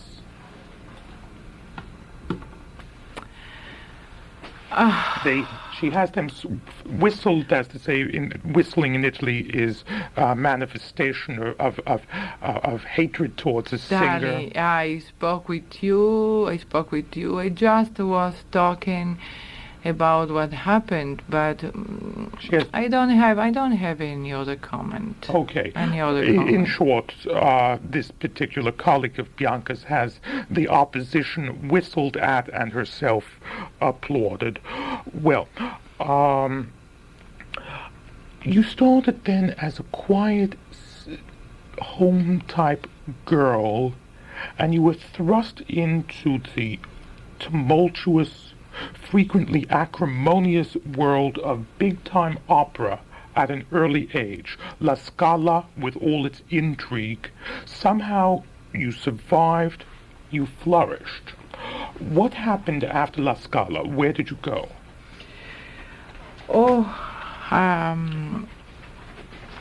I sang in all around the world. I did my big career, many theaters.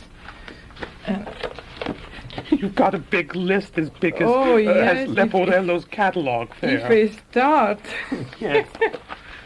You easily exceed the number Millet there. 1003, the number he cites for Giovanni's Spanish conquests. I cannot find my book. Well, how did one think... Okay. You want to know which theater?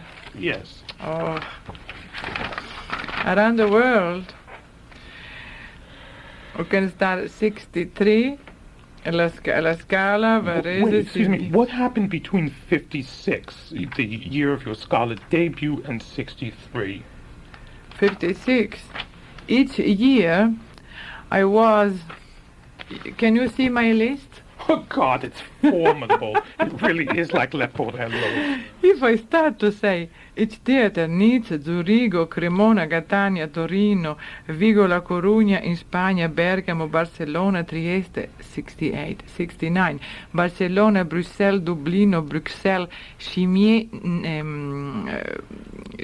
is Nice, Mexico City, Puerto Rico, Anversa, 70, Lecce, Scala, Enghien, France, Mexico City, Gioconda, Aida Favorita, Mexico City, Bellas Artes, one big concert, Philadelphia, Trovatore, Milano, Maria Stuarda, 70, 71, Pittsburgh, Aida, Mexico City, Butterfly, then we have 71, 72, Piacenza, Mantova, New Orleans, Lonigo, Philadelphia, 73, look, Barcelona, Torino, Londra, New Orleans, Zaragoza, Marbella, Trieste, Barcelona, 74, Nice, Limoges. I can stay till 2 o'clock in the morning. When you were at La Scala, did you simply receive other offers from different theaters as a matter of course? Oh, yes. When you sing in one theater, you have many demands. Yes. Demands for the, do you have several European agents then? Oh, no. There's 8 or 10 years ago, we used to have just one. For some years, singers' agents were illegal in Italy. Why? Because it was Too corrupt? I heard the same things. To corrupt, I heard Giuseppe Zecchillo, one baritono, accusing the impresario to manage in the wrong way, with personal interesse i teatri. The personal interest of the theaters, yes. Sì, ma è una cosa molto... It's during now. It's still true? Still, yes. Yes. But they now possono essere teatri, possono essere i manager. Ora ci possono essere Now i manager. managers are again legal in Italy. Ma sempre Zecchillo fa questa battaglia. You're making your career outside of Italy these days. How come? Oh no! I did one big career in my country, and I start. And as a matter of fact, I sang in everywhere. I sang in Mantova, in Como, Venezia, Torino, Catania, Cremona, Torino, Trieste, Bergamo, Roma, La Scala, really in Piacenza. But today your career is mostly based in the U.S., isn't it? More than in Because Italy. I choose this lovely country. I choose because I was around the world and I was sick to live in one luggage. We say To live out of her luggage. yes. In one luggage. In one suitcase. In one suitcase. So you have a lovely apartment here in Manhattan now. Yes, I know Near all, the Met. Yeah. I know all country. Now, the usual reason Italian singers give when I ask them, well, why aren't you doing more in Italy, is, well, politics, I don't want to be a member of this party, a communist, whatever. Is that the case for you? Yes. Same thing. Absolutely. Do you have to be a communist to sing at La Scala? But I cannot make any judgment. But if you are, it's better. And I won't.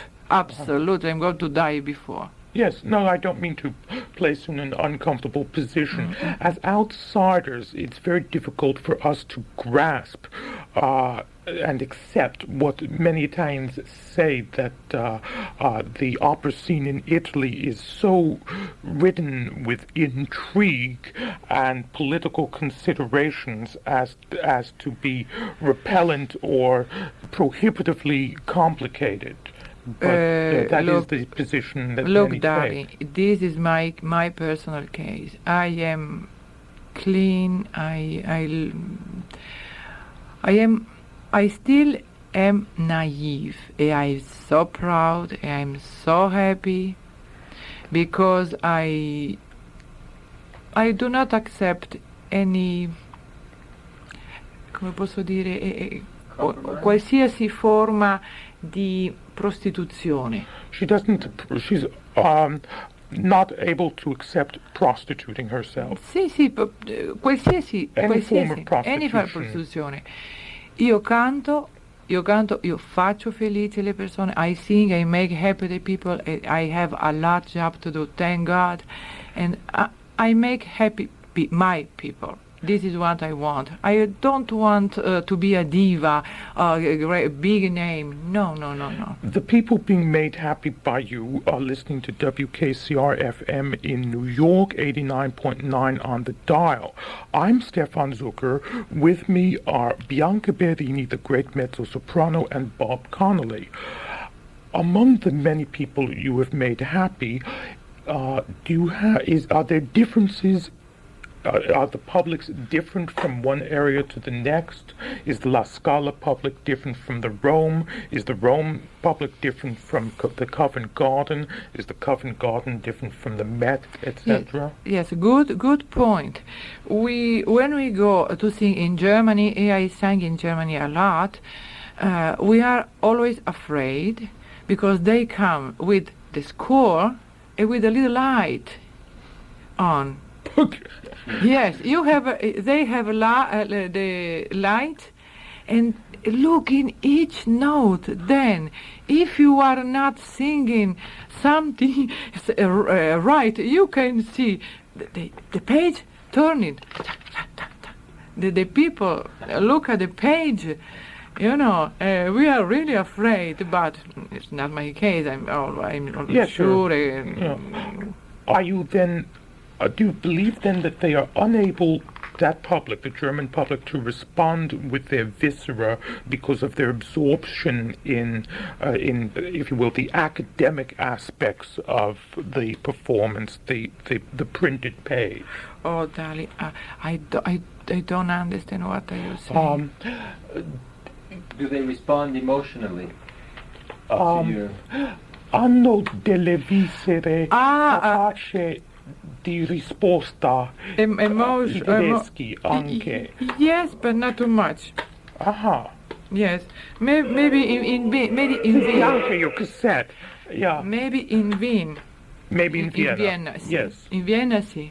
Sono più caldi, sono più. What about the Spanish public? Oh yes, but you know what happened?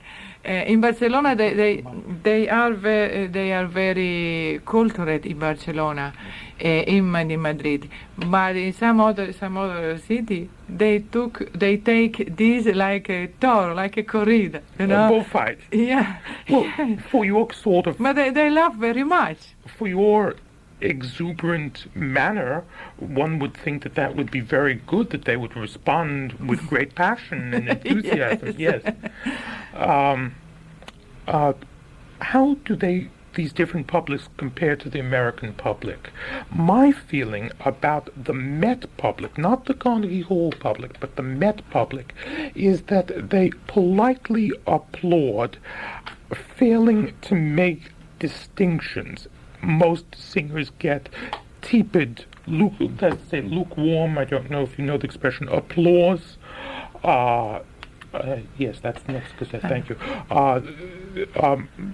But they, at the same time, at the Met, if a singer were to pour his guts out, I don't think many of the people would get it.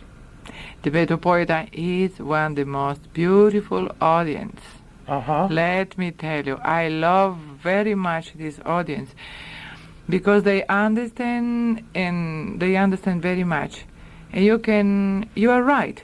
They make applaud.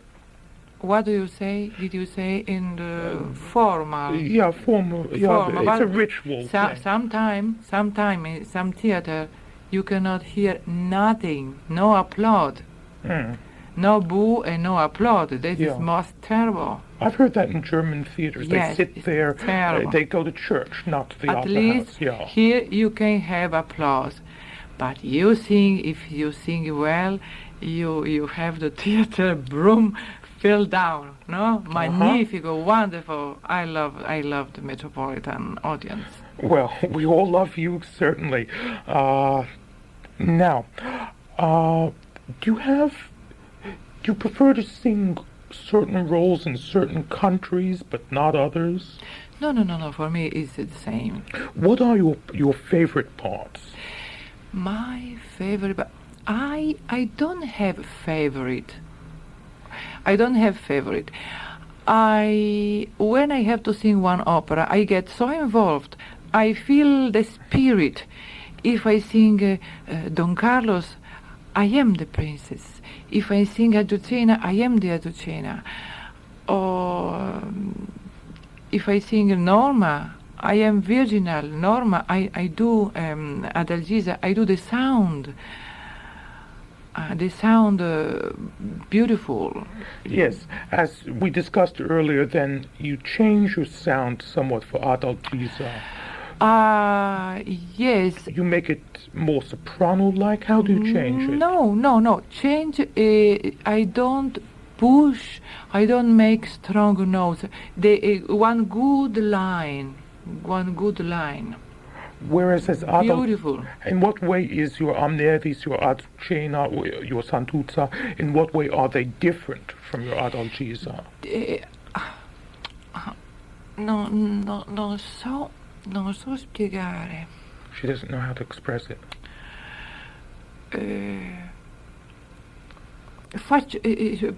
Più legato, più cantabile, ecco, this is the expression, più cantabile. More sung, would it be correct, Bianca, to say more spianato in some sense, more legato, yeah. More legato, and not pushing, no pushing the voice, no make a big sound, just what I need. Per esempio, c'è una frase che fa sola furtiva al tempio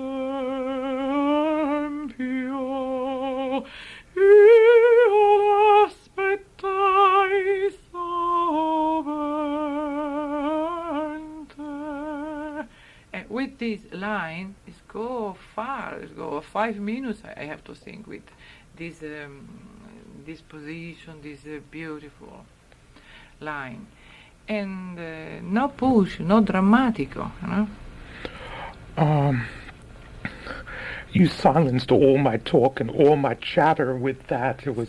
I would like to sing more. One day, maybe I come here and sing something. You were planning to sing here. This, as you politely put it, is a shame. The station has 2 pianos.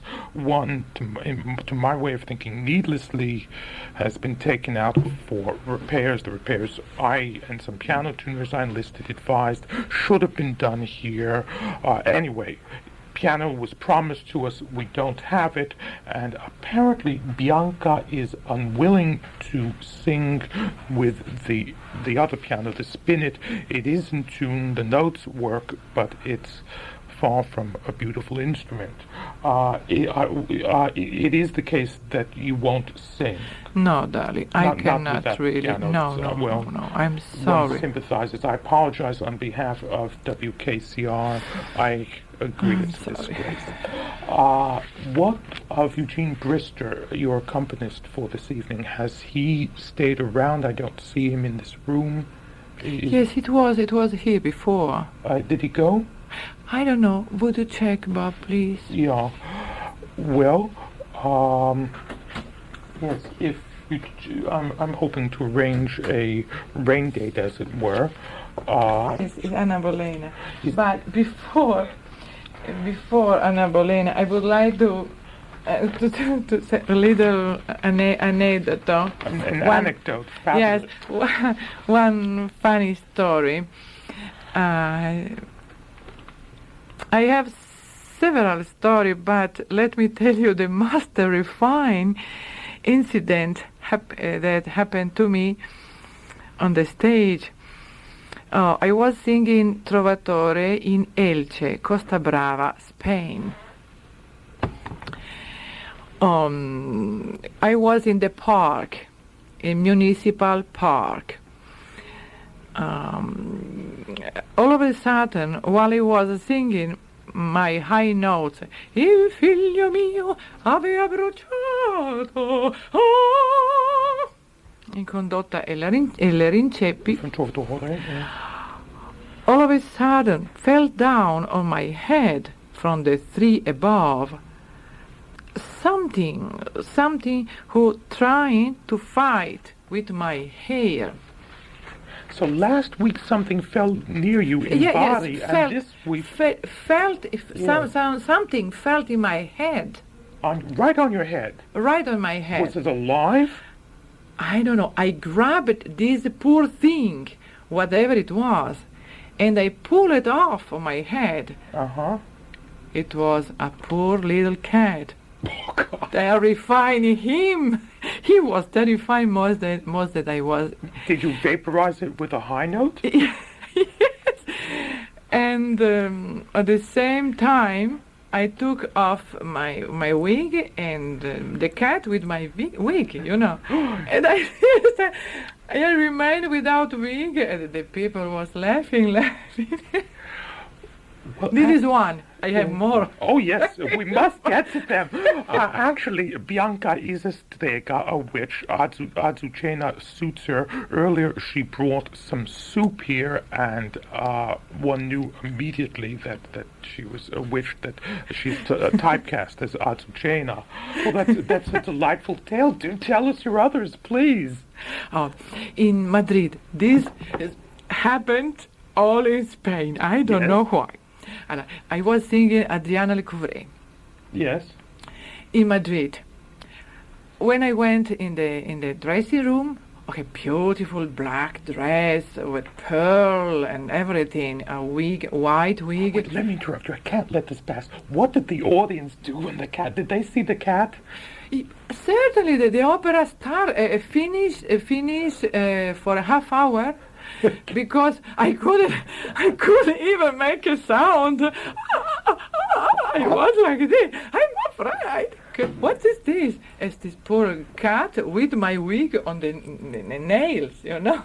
Good Lord! So you had big nails on, and did the audience laugh? Did they applaud? Oh yes, me too. Everybody was with Bianca Berini. I tried, you know. I was. When the opera finally started again, did they applaud? Oh, certainly. I imagine. Yes. In Madrid, I deflected you. You were in Madrid. No, it's okay. Anecdote. It's okay. Oh, Adriana costume, but you don't have a cat allergy like I do. No. You do? Yes, unfortunately, terrible. Yeah. Okay, beautiful costume, Adriana, but no hoop. No hoop. No hoop. Yeah. What can be one Principessa di Bouillon without big costume without hoop? Yes. You know, hoop. Yes. Yes. It is sustained, Yes. big. I think everybody understands. Yeah. Fortunately, I started second act. Oh, vagabonda stella d'Oriente. Second act. Yes. Okay. The hotel was very close to the theater. Then I went to the hotel. I took many asciugamani. Towels, about 12 towels. 8, 9 or 12 towels. And I did my own, come si dice qua? Padding. Bianca's lifting her skirt and showing how she inserted towels underneath it to puff it up and give the effect of, well, I don't know what... A hoop skirt, thanks, Bob. Oh, yes. And then finally I did my own hoop, but it was very heavy because, can you imagine, with many towels on. This is the second. That was very inventive of you. Oh yes, I do have always. I should thank God because it's one gift from God, you know, because I have very good hands. I do crochet. I do my own evening dress evening gown. I have many models, beautiful. If you do a concert, do you wear something that you've made yourself? I always. Really? Oh, I am so proud that they're beautiful. What have you made?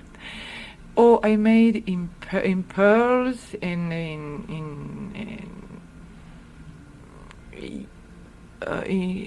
G, the little pearls. I'm going to buy, I passo il tempo ricamando. She embroiders. I embroider. It's beautiful with my pattern. It's because I am tall. I am piuttosto formata, petto grande.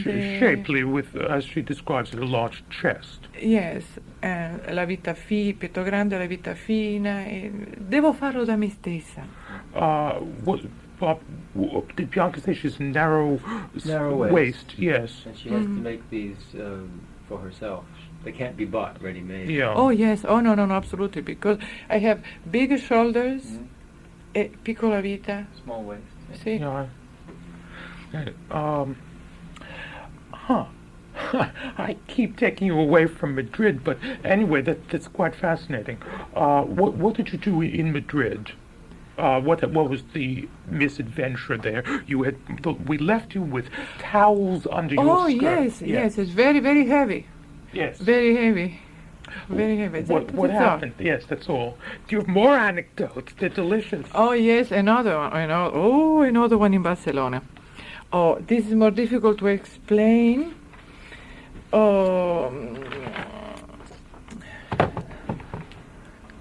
Bob has just brought in, a pizza or something like that? Let me see what it... Oh, Bob, why you gay? You missed all this discussion of gay backstage Johnny. Yeah, poor Bob. Be serious. Then, I remember in Maria Stuarda, it was in television. Yes. Okay, remember, it was Queen Elizabeth. The tenor was supposed to have brought on the stage with another on the stage one letter with me. No, from Maria Stuarda to get to me. In one phrase I have to answer to him, il foglio a me. It means, dammi la lettera, give to me the letter. No. What happened was very different. He didn't have a letter. He gave me his empty hand in television. Oh, dear. Everybody could see this empty hand. When I realized, mi sono girata e ho nascosto la sua mano con la mia mano. She hid his hand with hers to cover it. Yes, I had a frightening moment of indecision, thinking, oh God, and now what I'm doing? But the inspiration came. I took this invisible letter, I turned my back to the audience, and I went upstage where there was a light to read it by. All and with my regal back to the audience after reading it, I made a very artistic gesture, and folding it, I putting it into my cuff and my sleeves, like a Three Musketeers, But it was so, I was laughing. Then I asked to my friend, did you see something, what happened on television? No, Bianca, it was marvelous. What happened? Nothing happened. Everything was marvelous. It means nobody realized. It's wonderful. I have, we must have this, come si dice, improvisazione. Improvisation, yes. Yeah. Yes. Excuse me, my English. No. Do you have more stories or for the time being, or? What? Bob, Bob's hungry, all right. Do you have more stories for the time being, or perhaps not? I don't understand this word. Più aneddoti. Aneddoti. Yes, I have some more. The Montserrat Caballé was stuck in the elevator. Stuck in the elevator. Montserrat. Yes, and it was 10 minutes late. Started to sing Norma. It was Norma. Yes. Stuck in the elevator. Really poor.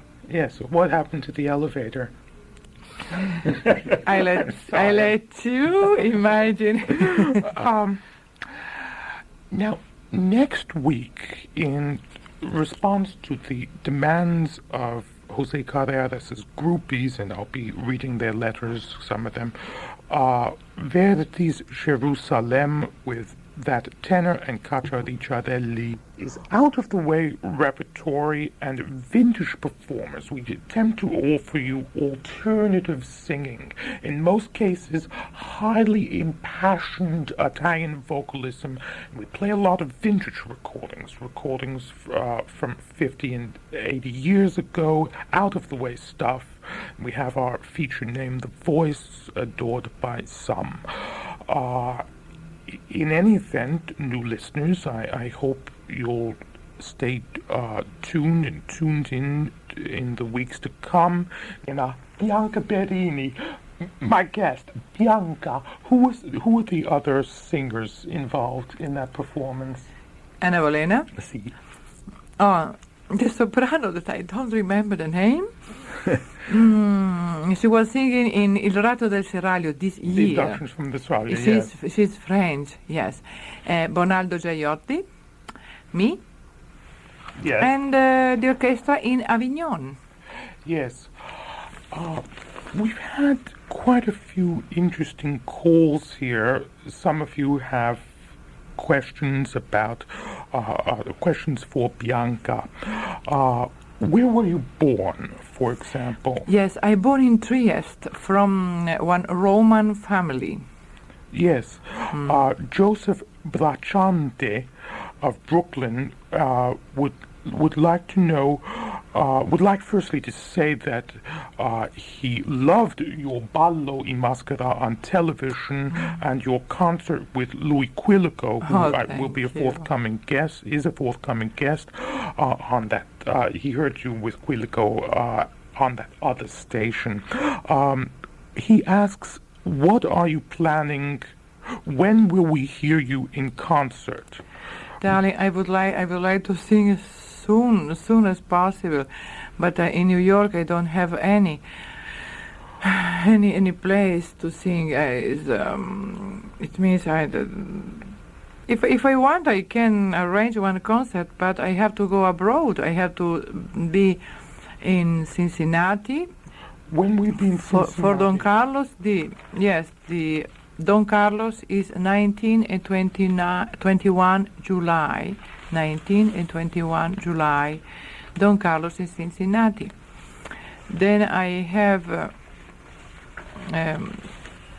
Trovatori in Edmonton in the October. In end of September and 1st October is the next performance. I think I have 3 performances in Trovatore at Edmonton. Yes. The 1st October is the last one. Then I have Winnipeg Cavalleria. 16 November is the last performance. 16 November, last performance, Cavalleria at Winnipeg. Then I have Trovatore in Dallas at 22 December is the last performance. Yes. Mr. Bracciante asks further, do you perform non-Italian repertoire? In particular, have you performed Carmen? Oh, darling, yes, I forgot to say this. I many times I did Samson Dalila, Carmen, Werther. Yes, I used to sing in French. Now, it's long been my practice to repeat the views of listeners. Unfortunately, we don't have the FCC mandated 7-second delay line. The reviews may or may not be mine personally. In any event, I try to transmit what the listeners have to say.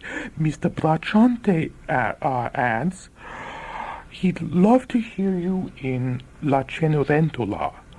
The singers doing that opera today, like von Stade, are, according to Mr. Bracciante, coy and insipid.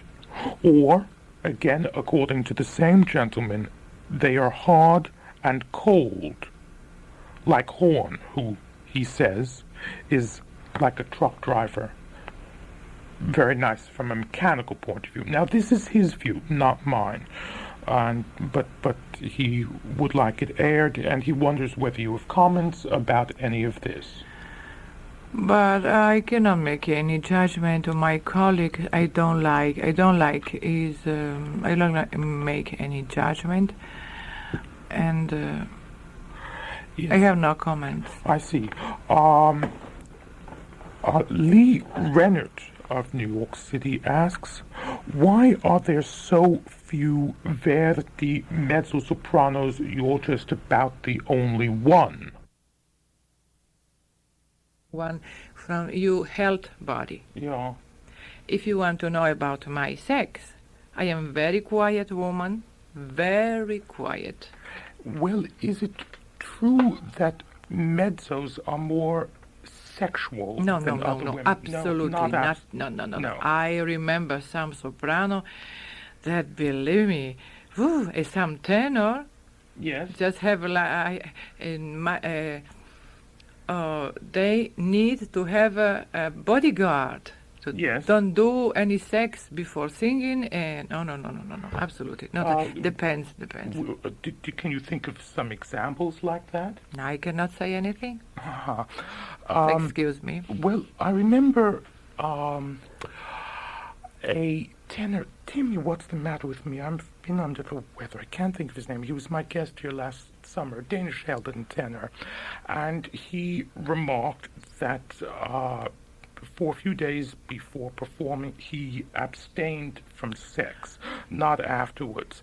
I went to him as Loge and thought him phenomenal and imagined that maybe he had a point after all. But then when I heard his top notes as Siegfried, a more high-flying role, I decided he was mistaken. But there are differences of opinion on the subject. Okay, I heard tenors, I heard soprano singing very lightly, and do not conserve the power of the diaphragm, the supported diaphragm, when we got some sex before. We usually need, I think, about a week before to stay calm, and because we don't have to forget we are always in rehearsal. Yes. And if we do rehearsal each day, it means we are singing like a performance each day. Yes. And what happens if we make love, we have sex in one day before the performance? We are really down. We have to keep ourselves 1 week before. Even Otherwise, women. excuse me, if you lose your equilibrio behind qui dietro dell'orecchio. Behind the ear. Yeah. You feel a really beautiful voice, like soprano or tenor, beautiful, but not power, no round color, no color, and no resistance. I see. Yes.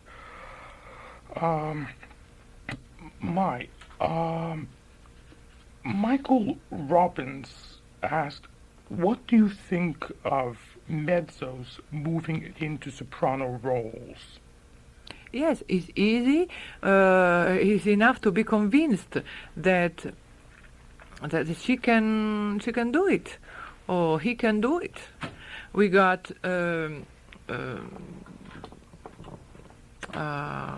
I don't speak about soprano because it's the same thing. We have Carlo Bergonzi. It was baritone. Look at the beautiful tenor he is now. And we have some other colleagues that tenore became baritono, but not often. More baritono become tenor. Mezzo-soprano become soprano. Yet, I believe you were suggesting earlier that a person's physiognomy and bone structure determine his voice type. Yes, this is true. So soprano drammatico is like a mezzo-soprano with more high notes, with resistance. Yes. I could be soprano dramatico, but I don't have resistance in high notes. It means I won't be mistake. There's somebody who can understand. I say I don't use to sing soprano. I can, but I won't. What do you mean by resistance? Resistance. Okay, do for 20 times the high C, high Yes. C, high C, high C. And if nothing change in your vocal cords and you are not tired, your body, your vocal cords and all your structure, bones and Yeah. everything can keep this effort, Yes. but you can do it. I agree wholeheartedly with your point. I've seen many baritones attempt to switch to tenor. Now, on a good day, those baritones can wallop out a mighty B flat.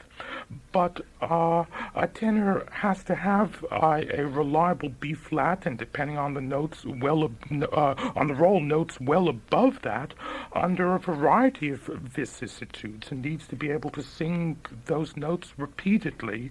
And many baritones aspiring to make the change are unable to do that, and when they do make the change, find that they have to give up and return to being baritones for that reason. Let me see.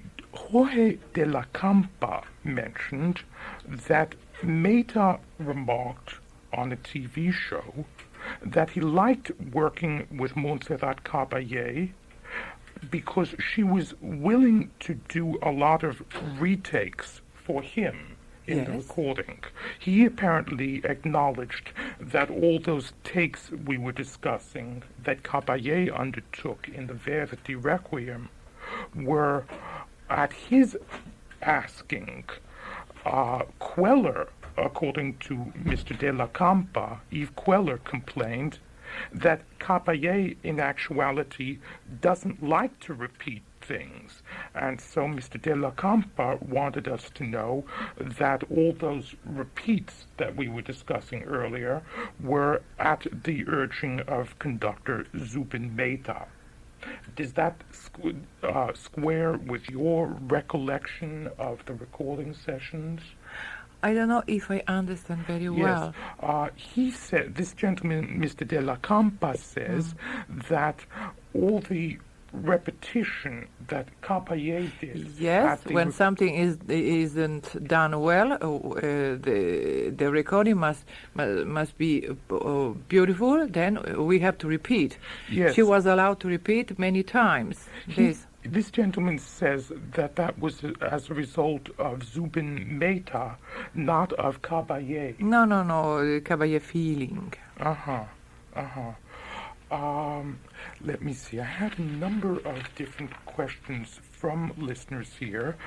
A lady who wishes to remain unidentified saw and absolutely adored you in La Gioconda with Domingo, and she wonders how you feel about working with him, with Placido Domingo.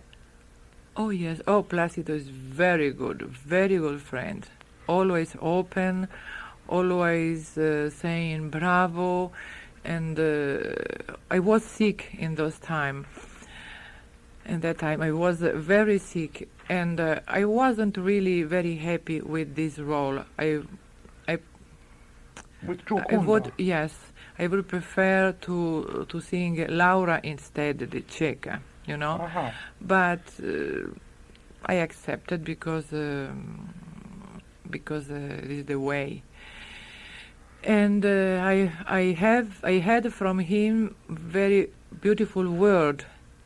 I had, oh Bianca, don't worry, you are marvelous. If you don't feel well, you are marvelous. I know your voice, I know you're powerful, I know what you are.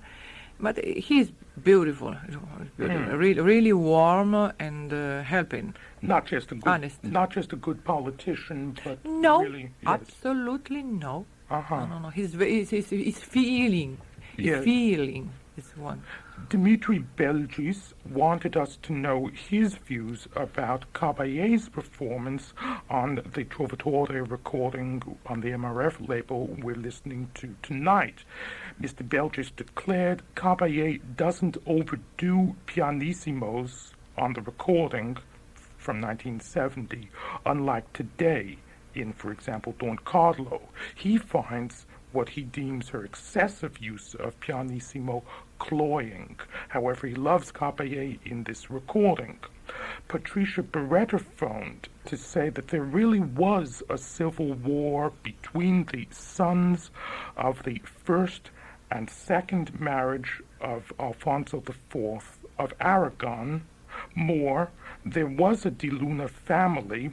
One member was the last of the so-called anti-popes of Avignon during the era when there were two parties, you need and deserve. We'll hear, of course, the fourth act presently. I have Bianca Berini with me in the studio. I'm Stefan Zucker. And we've been chatting with different listeners and going on about diverse aspects of the operatic scene. Gino Mariani is about as knowledgeable as you can get about voice. Listeners to this program are familiar with him because of his many triumphs in connection with our regular Name the Voice contest. Gino declared, Bianca is a pleasure. She's a singer of great personality. She's not bland. Troyanos is a constant total bore. Well, later I'll ask you to register what you think. Bianca, a caller wanted to know, what about voice teaching? Are you currently interested in teaching voice?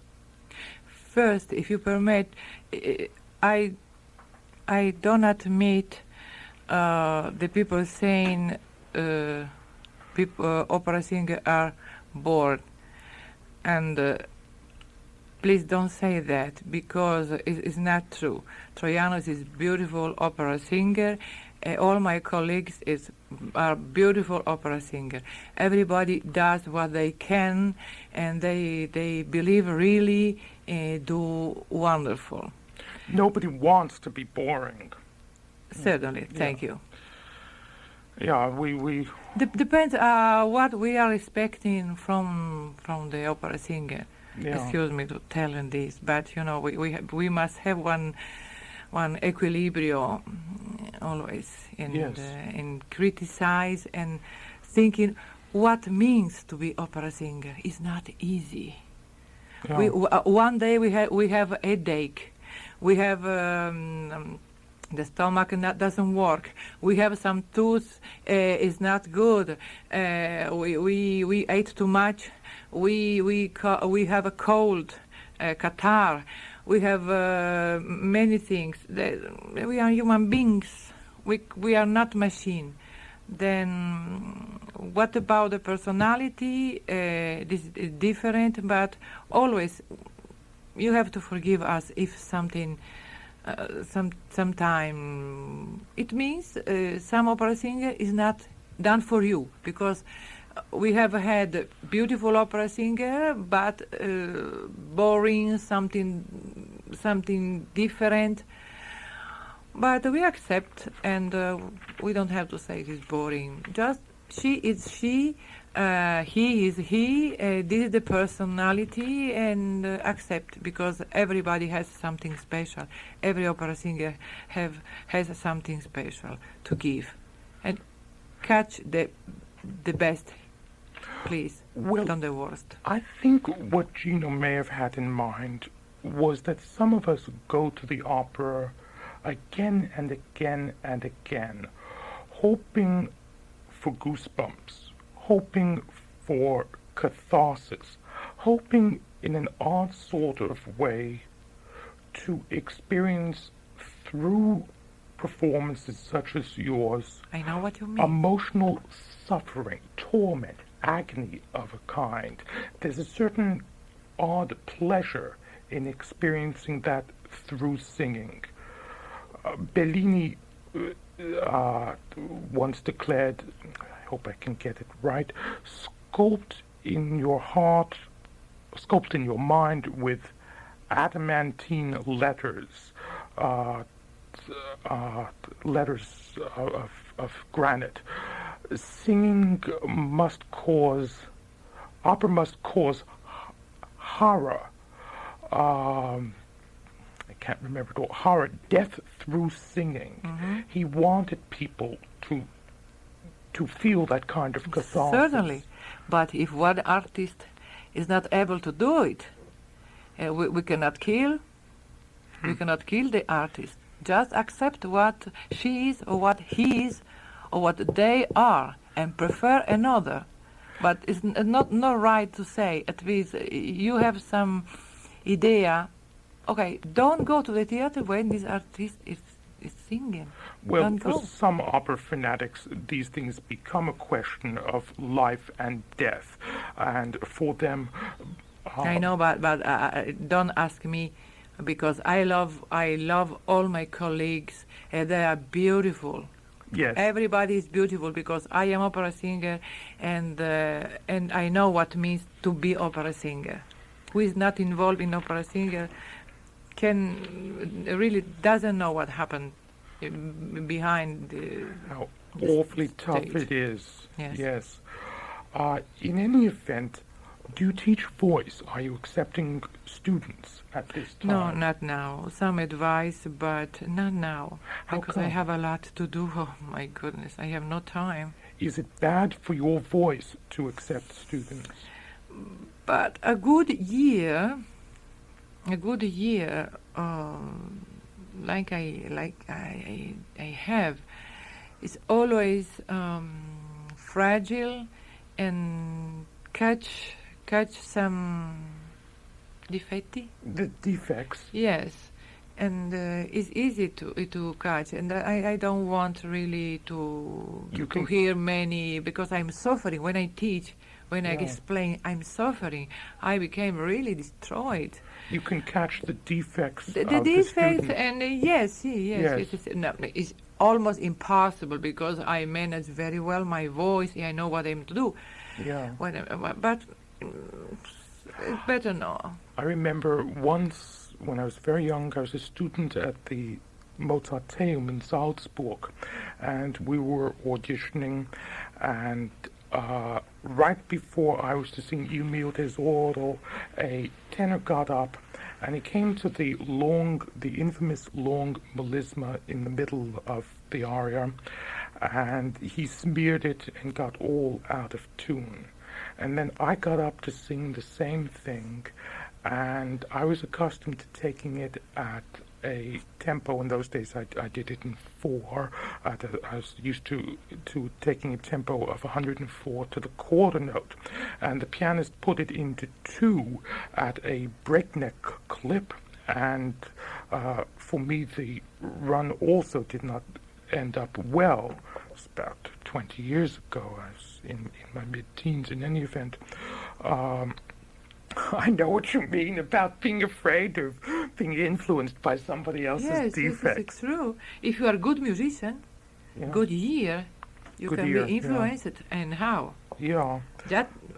Then you must be able to say, rationally, to say, no, this is not for me, don't do this. But, sometimes, and I prefer to follow my way. I don't really need... Give advices, yes, but not now. You once declared, I'm an old-fashioned singer. Yes. What did you mean by that? I means to keep alive all the beauty of the old-fashioned, not the histrionic way. Keep one note, suo pa, 5 minutes, suo padre. No, this is histrionic, no? and typical Italian histrionic, not in this way, but about feeling. Sing with color, like a big paint in very strong color. We need the expression. We need all expression. Yes, you use a wide range of vocal colors. And a moment before we started talking on the air, you referred to painting with the voice. Yes, absolutely, yes. Yes. Well, in what ways specifically are you different in technique and in feeling from the singers of today? Different than first, I can do everything I want with my voice. Precisely, I won't say I'm perfect. No, nobody's perfect. I'm not perfect. But I can do everything I want. One trillo.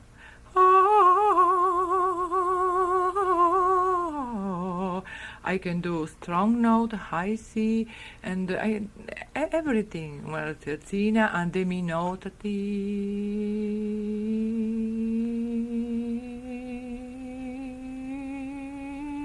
In perfect pitch. And this, you were speaking about old-fashioned? Yes. Okay. Old-fashioned, you said? Yes. Well, that had been your word. Yes. Okay, and expression, sorrow and happiness. Do everything with the voice. It means what one a vocal. No, I don't speak about vocal cords. I speak about voice.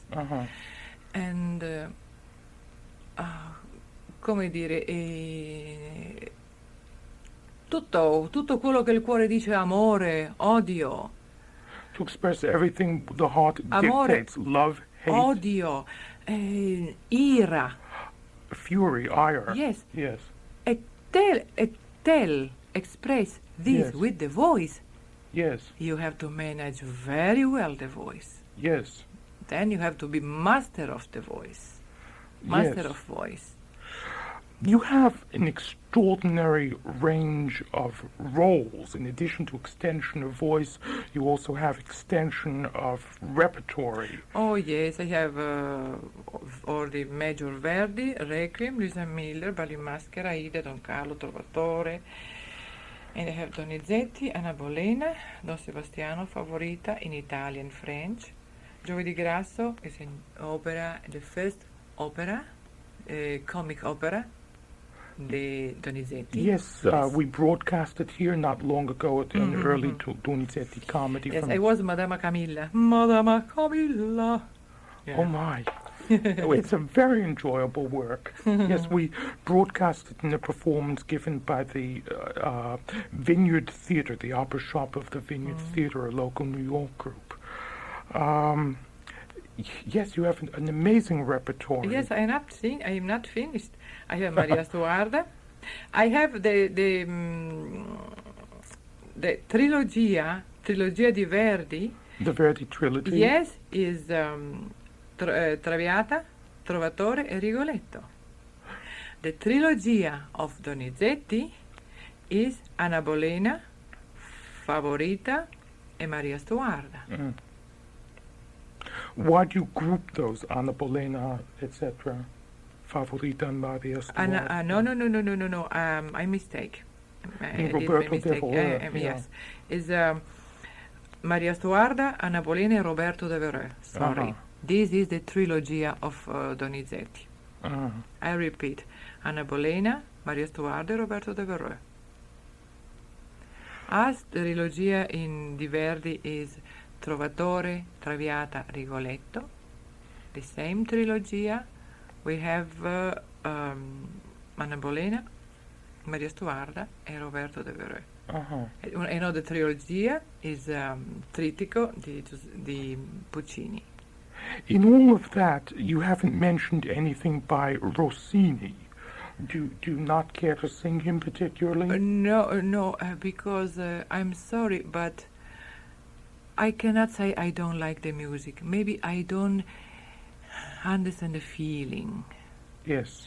And I can sing. I can sing very well because sometime in some concert I amuse myself singing Non più mi sto accanto al fuoco sarò sola Cenerentola. Yes. But it's not as it doesn't make me feeling good. Perhaps you feel the music has insufficient slancio, and perhaps you feel there's too much ornamentation burying the melody. No. Maybe I cannot be myself as I can be in Cavalleria. Let me put all my feeling, la rabbia, la gelosia. Rage, jealousy, yes. Well, if I had a few $1,000s, I'd build a production of Cavalleria around you. I'd use some provincial Italian singers I know living in this country who have the style in their blood. I'd rent costumes and sets from Stefanello, like most of the American regional companies. I'd put together a union orchestra. Most of all, with you as Santuzza, we'd, to use that same phrase, get our catharses. To do that kind of thing here in New York wouldn't cost a lot of money. Some of the Met's sets are gorgeous, but they are irrelevant to the emotional essence of that kind of Italian opera. Would that we had an opportunity to hear you here in New York as Santuzza.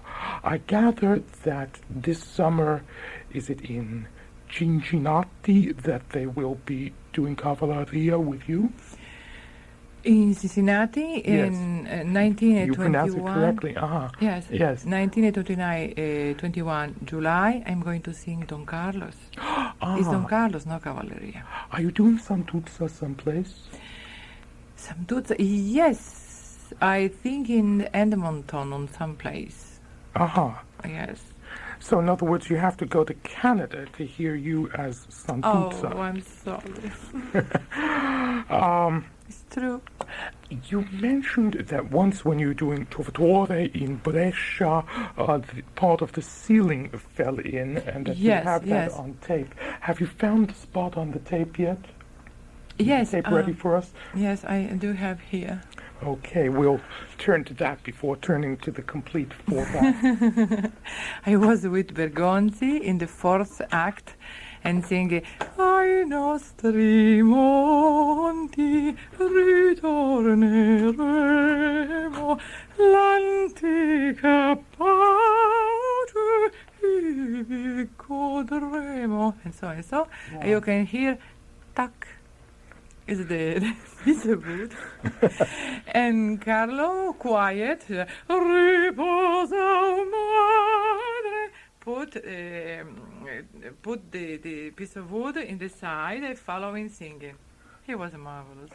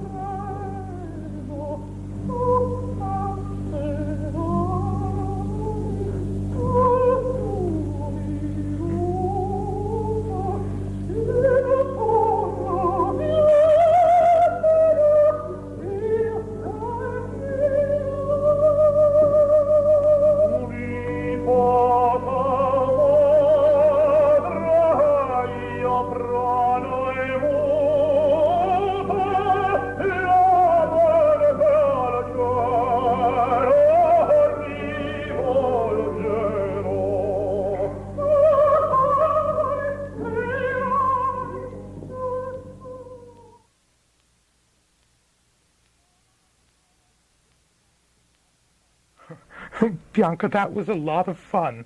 Do you want it again? Bianca? Yes, because the public must hear really tuck. I see. Yeah, All right. tuck.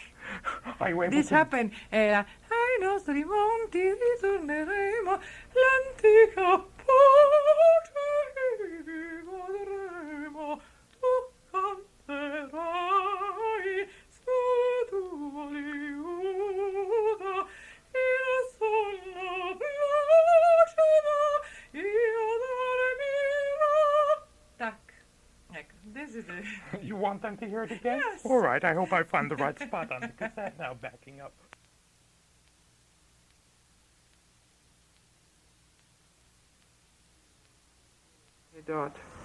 To tell you about presence.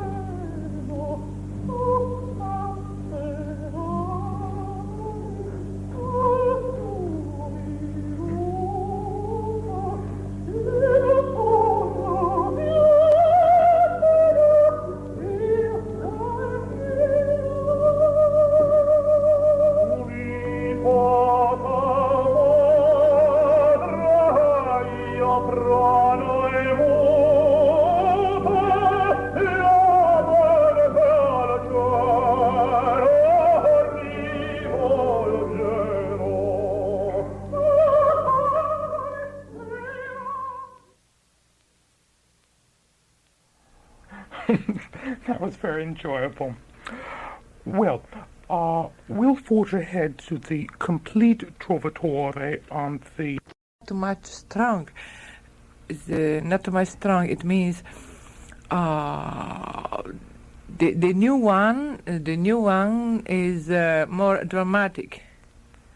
The first one, Verdi wrote, is more soft, more smooth. The Paris version? Yes. Is the main difference the ending of the opera, or are there other differences? Excuse me, I don't Are there differences besides the ending? I know that the ending is different, but is the rest of the opera also different from the Trovatore we know? No. Just Verdi add one my line, different lines, 2 or 3 lines different, and miserere. I see. And I finish with some other notes instead to have mi, si bemol, e, si, B sharp, no, B flat. B flat. Yes. I finish with one A, low. Yes. I see. Sei vendicata, oh madre. This is the first. Yeah. Sei vendicata, oh. I'm a little sleepy. I don't remember. Well, I don't used to sleep, but my goodness. Well, we'll be hearing it on the same MRF record where it's given before. I trust they are now. What do you make of the ending, Bianca? How do you feel about that ending? You were just remarking that it... Oh, yes. I think this ending, Paris ending, is so soft, but I like very much. I like very much. It's a little soft. It's not so dramatic. Michael Santiago, a listener, called to ask about your vowels. He asks, do you have special vowels to make your voice round? For, he adds, your voice is never but always round. He also says you're one of the few singers who knows what he or she is speaking about, and your comments, he is a lovely tenor himself, are, he says, extraordinarily helpful to singers. In any event, his question is about your vowels. Do you round them in some way? If so, how? Yes, my A is never A. It's always an A. And is the position of the voice I like to have one ah. I know it's past your bedtime, but would you feel comfortable demonstrating the two approaches to ah? If I can. Okay. Let me think. Oh, something with ah. Okay. Stride la vampa. No, I cannot say that. I'm not prepared really. Well, for example, but, would you sing ah in two different ways? Yes.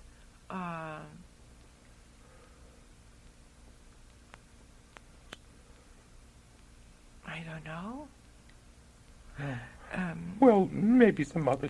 Okay, I can do one vocalize. This Yes. is the best. Yes. It is ah. This is the back. Ah. This is forward. And each time I have to sing. O malir immortale. Even the E is E.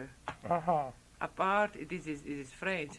Qui dans le triste jour. The U is forward. Everything is forward because I like to sing this. I have a lot projection because this.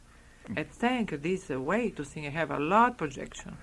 By forward, you mean at the place that for you is the locus Yes, of forward. resonation? It means one voice who can keep our power and make just a little sound and it makes bigger than I cannot do it here. Are you speaking about impostazione, about Yes. vocal placement? Yes. And Yes, that the same for place. you had mentioned earlier, is behind the nose? Yes, this is my position. Would you point to it here in the studio? No. Is it here or No, is no, it no, no, no, no, no.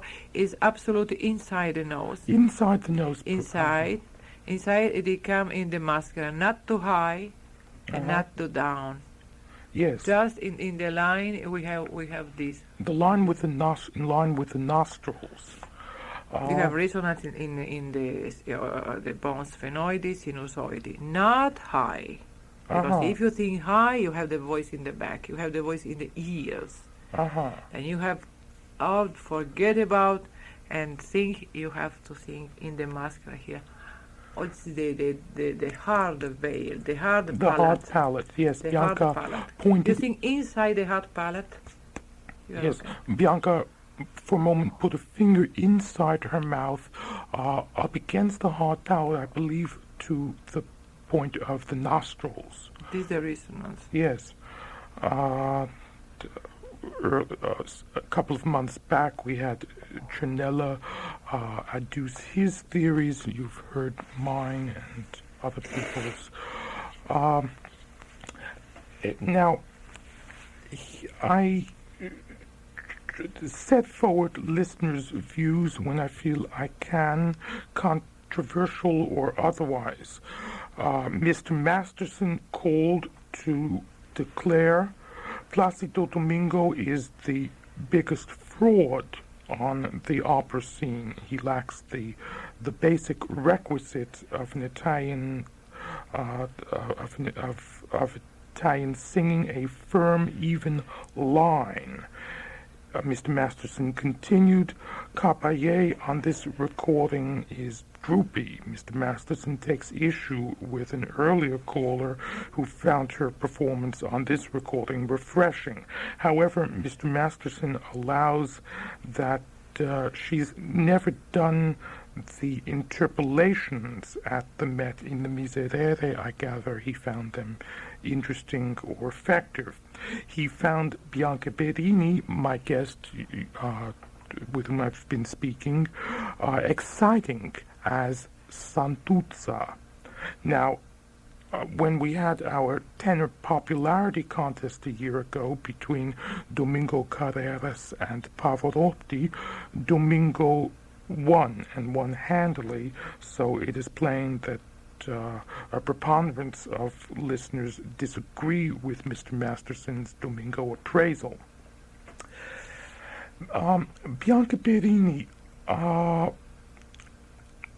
come you're here, not in Italy?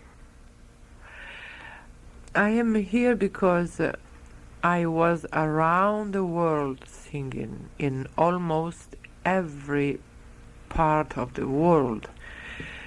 I didn't see it in Covent Garden, in Paris, in Orient, in Russia. But I sang in every place. I did make a career in all country, in France, in Spain, in Italy. And now I decide to live here, to know better this beautiful country, and that I realized my dream come true. I sang in San Francisco, in New Orleans, in many places here, and I'm very happy. And I want to stay here. And when the theater in Germany, in France, they ask for me, I fly and go to sing. I did my debut in Falstaff in Barcelona in November, the past November. Yes. I am going to come back in Wien. I go to Hamburg. I come back in Marseille, in Italy. Just they call me. If I'm not at the Metropolitan, I'm free. I can accept. You're very different from the Bianca Berini of a few seasons ago as a personality. Together, we always spoke, as we've been speaking this evening, in a very warm, intimate, cordial manner. But when we were out in public, you would become a little aloof and very much the grande dame. And also, when you gave interviews, you were thought by some to be cautious, guarded. Now you are totally changed. Would you agree? I agree because, sometime when now my English is terrible.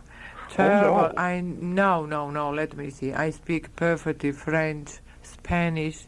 In high school, I make a chosen Italian, a little German, Spanish and French, but not English, because always it was so terrible for me.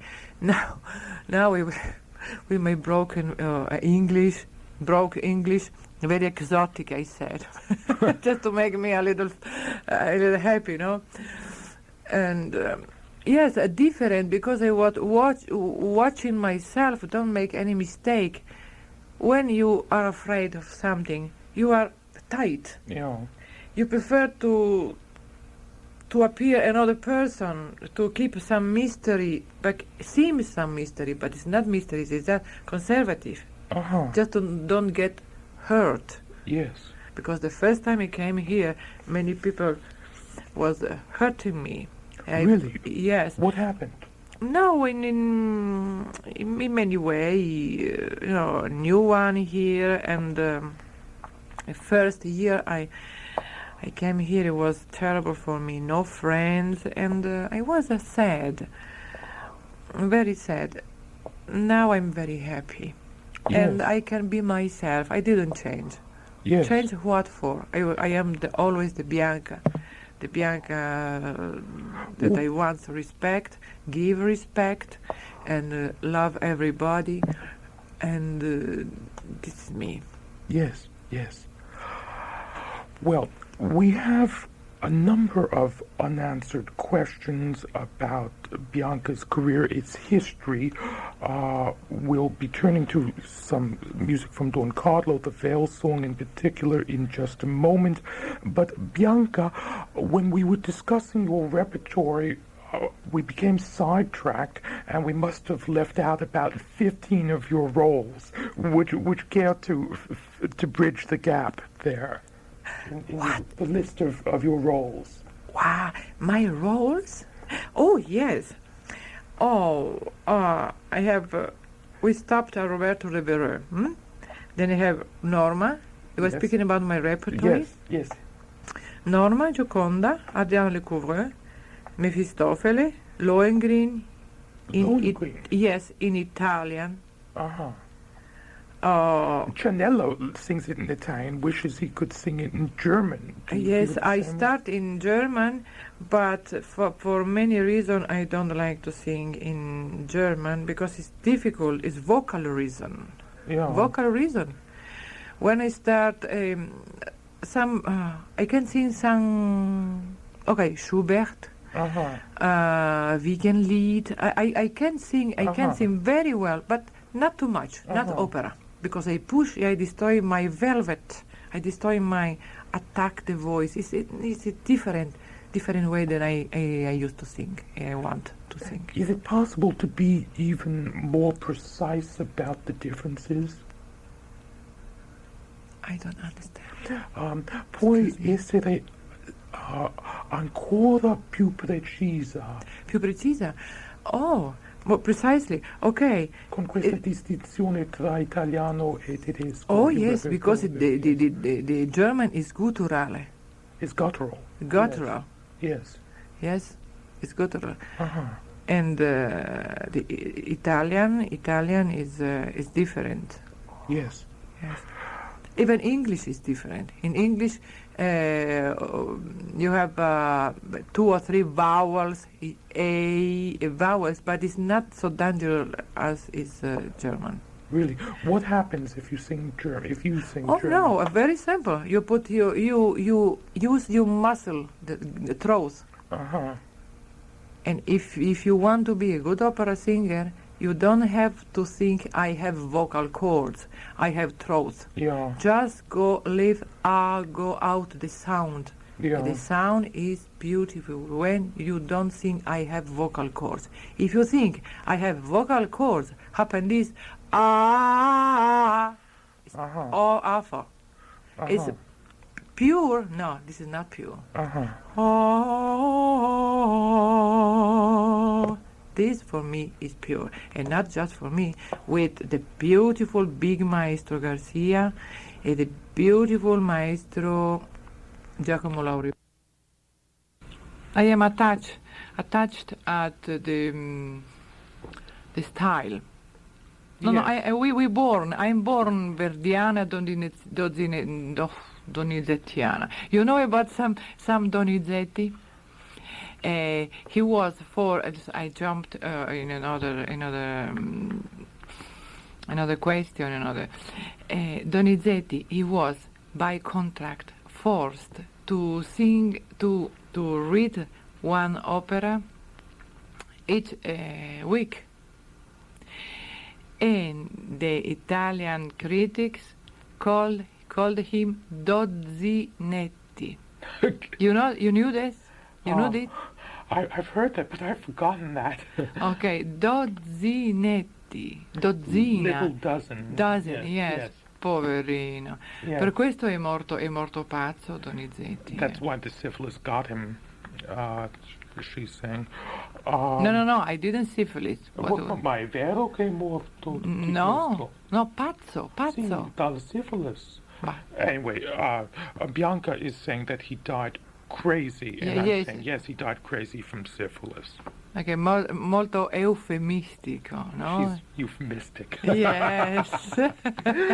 Sometimes, right now I'm doing research for an album my company is putting out, Rossini's Rivals, and the Italian secondary sources are very big on euphemism. For example, Mercadante told a lot of lies about different things in his life. They paper over that. He and Verdi were bitter enemies for much of the time. They were periods of reconciliation. The Italians all gloss over that. They're big on euphemism, some of them. Anyway, Lee Rennet asks, are there mezzos you admire of the past or of this time? And if so, why do you like them? Now, I know you don't like speaking about your colleagues, but is there If I have to say, well, good, yes. Stigliani, Simeonato, etc. Okay. I loved very much the color, beautiful, sparkling color, Stigliani. Beautiful color. And I remember just Stignani. I heard Giulietta Simeonato. It's another kind of color, more scuro, more dark, and I like my colleague too. We have Marilyn Horn, Troianos, and many others. I like very much. They do very good job. Gary Fishman of Brooklyn asks, personally, what music do you like to listen to at home, for example? This is very interesting. You know, I don't like hear opera. Don't kill me, please. You and Kirsten Flogstad, yes. Don't kill me, please, because when I hear some music, it is symphonic. Yes. Oh, I am crazy about musica sinfonica. Yes. Yes. Bianca, excuse me, we're both freezing here. Is there anything that you would like to play, especially at this point, a cassette? No, I have no more here. Oh, we've used them all up. Yes. Well. Do you feel... I have some beautiful song from one beautiful lady who's composed, but you can hear one different voice. It means voice song. One Spanish song, beautiful. We'd adore hearing them, I'm sure. What are they? What are they called? È una canzone d'amore. Love Ojos bonitos. Beautiful ojos. Beautiful eyes. Yes. Yeah. My apologies to Eugene Brister. Eugene had come to accompany Bianca, but Bianca felt that the piano was insufferable here, as I mentioned earlier on the show. Bianca is getting the cassette. Yes. Yes, she stepped out of the room for a moment. She'll be with us momentarily. It's been a treat for me, certainly, having her here.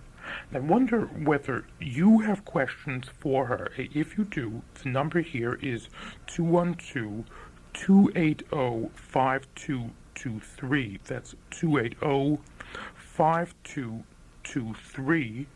And she'd be delighted to speak with you, as would I, delighted to address your questions on the phone, and I would be delighted to transmit them over the air. So if you have questions, do phone us here at 280-5223.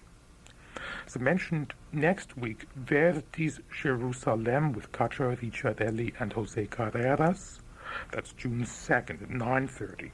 June 9th, Beethoven's Fidelio with Kirsten Flagstad, Elisabeth Schwarzkopf, Julius Patzak, and Wilhelm Furtwängler. My guest that evening, Joel Brody, a super at the Met, renowned sculptor, true Renaissance man. June 16th, Massenet's Manon with Germaine Ferraldi from the Bob Connolly collection. Also possibly that same evening, Manon excerpts with Mafalda Favero and Giuseppe Di Stefano. On June 20th, song is different than opera. Same voice, same impostazione. Vocal placement, yes. Yes, but it's different. It's more light, more... Yes. Who is the accompanist on this? She is. So the composer's at the piano. Yes. Well, I certainly look forward very much to hearing this. It's very passionate and... Yes. Well, here goes. I wanted us to fade down on that so that she could play something else. Would those on hold stay put? I'll be attending to your calls in just a moment. There were a number of rather interesting calls. I've not really spoken to everybody yet. Bianca, well, we'll get into it in a moment. This very pressing question that a lady posed that I want to explore with her. She's on the line at the moment Yes. in depth. Two callers, Barry Malcolm and Françoise and Leopoldo Escalante, called to say that the mystery soprano there is Françoise Gardner. Oh, yes. Oh, Yes. thank you. Yes. Bianca, what is it that you want to play at this point? Oh, I would like to ask, see if somebody is interested to hear some beautiful song in this line. When you put it that way, indeed, yes. If I may take the liberty, I think I can speak on behalf of many. Because it's very strange, very passionate. The calls we've received are all. Tell me, please, if you like. We have enthusiastic. We have and time. Yes. In any event, do you have another? Yes, I can prepare. You speak, and I prepare my cassette. Okay. You speak and I prepare. Thanks. You speak. I do one thing. Yes. You do something. People on hold, do stay there, please. I'll get to as soon as I speak and she prepare. She's not always organized, but she's diva. Now, when I do reviews here, I often wonder, or articles such as the one you just heard on the Met scandal, I often wonder what you people make of them. And if you have comments, insights, information, do buzz us here at 212-280-5223. Bianca, indeed, is keen to see who's listening and what you people think and what you make of her. Would you want to hear a Bianca Berini concert? Would you buy a Bianca Berini recital disc? All those things are on her mind, my mind, WKCR's mind, if it has one, which I much doubt. Do buzz us here as soon as I stop yakking and she comes in with a tape set up, and we'd love to know. Again, that number is 212-280-5223. Forthcoming guests may include Jerome Hines. He'd like to be on the show to discuss his book, Great Singers on Great Singing. Louis Quilico, schedule permitting, he's in and out of town. A number of interesting people mentioned to me she'd like to do the show, but we've not actually gotten together on that yet. Madame Dolores Castagnaro in Spanish, but this is in Italian, and she gave the music to Montserrat Caballé. And Montserrat Caballé, it was many years she started singing this, Lasciati amare. Yes, she always did. Even in the last concert in the Carnegie Hall, Yes. Monse sang Lasciati amare e non te quiero ver. And I do have here Lasciati amare e non te quiero ver, because we both was a friend of this lady. People who adore Montserrat Caballé call her such things as monster fat, mounds of fat, but you call her Monse? Monse, it means a very familiar Montserrat. Aha, Monse. Thank you, Monse. Do her intimates call her that? Oh, I yes, a don't beautiful personally know name, her. Montserrat Monse. It's a lovely sounding name. Sounds a lot beautiful. better than the ones I said. Well, we'll be hearing two songs. No, it's more than two. You can...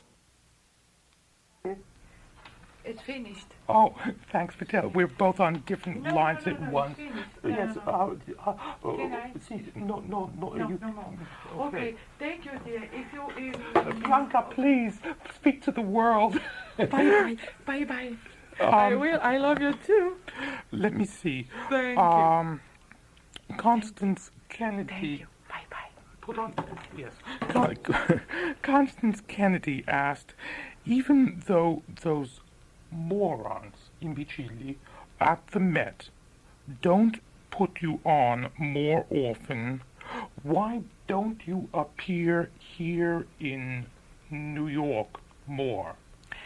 No, I have to decide if I want to do some concert. I'm going to do some concert. Well, it's after me, you know. Right. I will. These I promise. listeners are very insistent about that. They feel emotionally and artistically deprived because we don't get to hear you in enough, and we don't get to hear you in a sufficient variety of repertoire of your choosing, and they are very insistent. I know, Darling. about I would like to buy one theater, and I would like to sing for my audience for free. because I love you very much.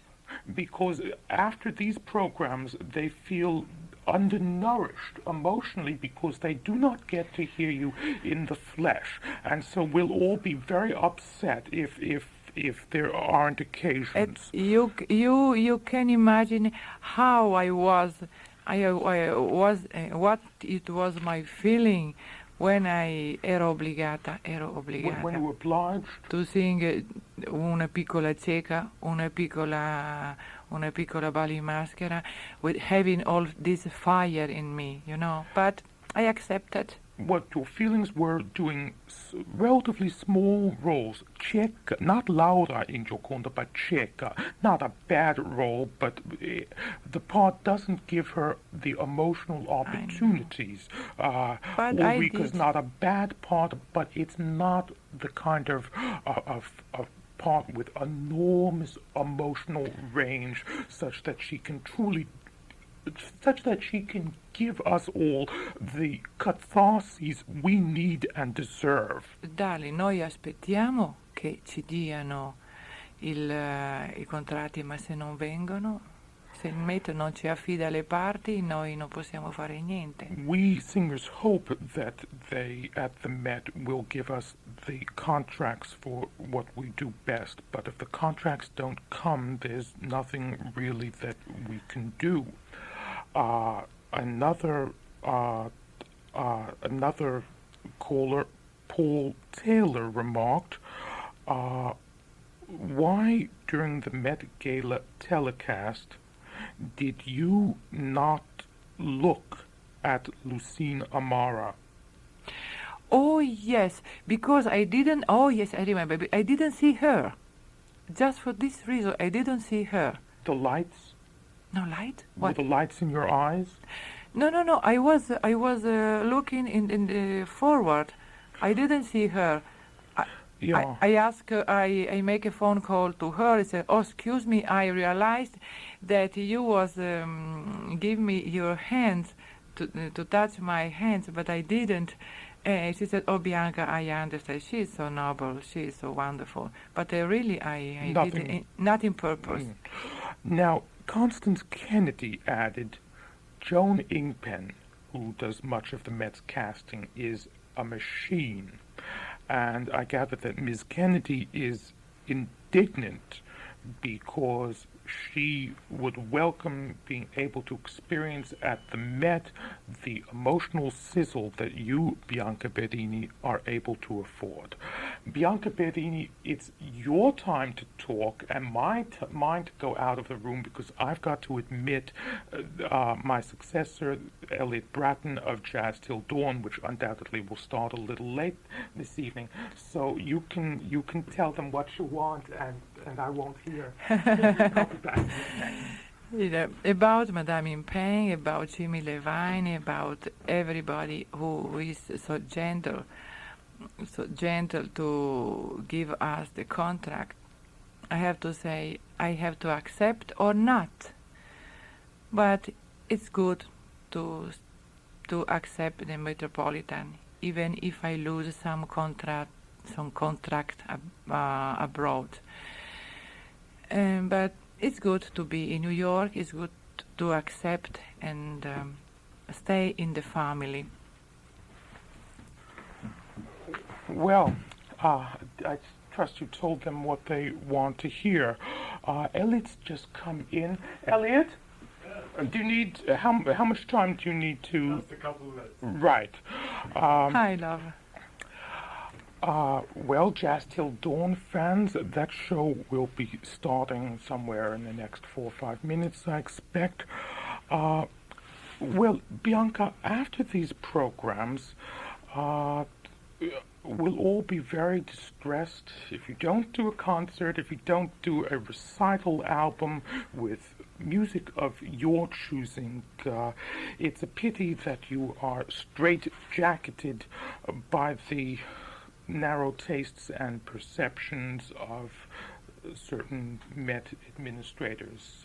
This is not Bianca speaking. She's not a kvetch. She's not one to rail against the powers that be. On the contrary, she's discreet, deferential. She allows that those administrators have lots of competing considerations to juggle, lots of commitments. Theirs is not an easy task, but all of that doesn't satisfy my viscera any more than it satisfies yours, if I may be so presumptuous. Bianca, I've adored having you here, and judging from the plethora of calls the listeners have as well, if you wish to speak with us, those who were on hold, you can reach us shortly after the end of this program, the beginning of Jazz Till Dawn. Bianca, I hope that Eugene Brister and you will return when KCR has its baby grand. At the moment, we've got only a spin it, and Bianca played it for a few moments and gave up in horror, and do some live performing here. Yes, I promise to do it if we have the presupposti. The foundations, the preconditions. Yes, the precondition, yes. I will do. Yes. In any event, when is your next Met appearance? Oh, I have two Falstaff starting with the Met 22 September, but I think is yes, Falstaff. Then I have 85. That's in 85. Then I have two Don Carlos coming in January or February 86. One Aida, I speak in the house. Then I have in tour Aida. Then I have three parks Aida. Yes. With the Metropolitan. Then I have abroad many other contracts. Yes.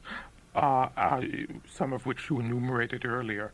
Our viscera then will have to wait until the fall of 85 to hear you, to experience you.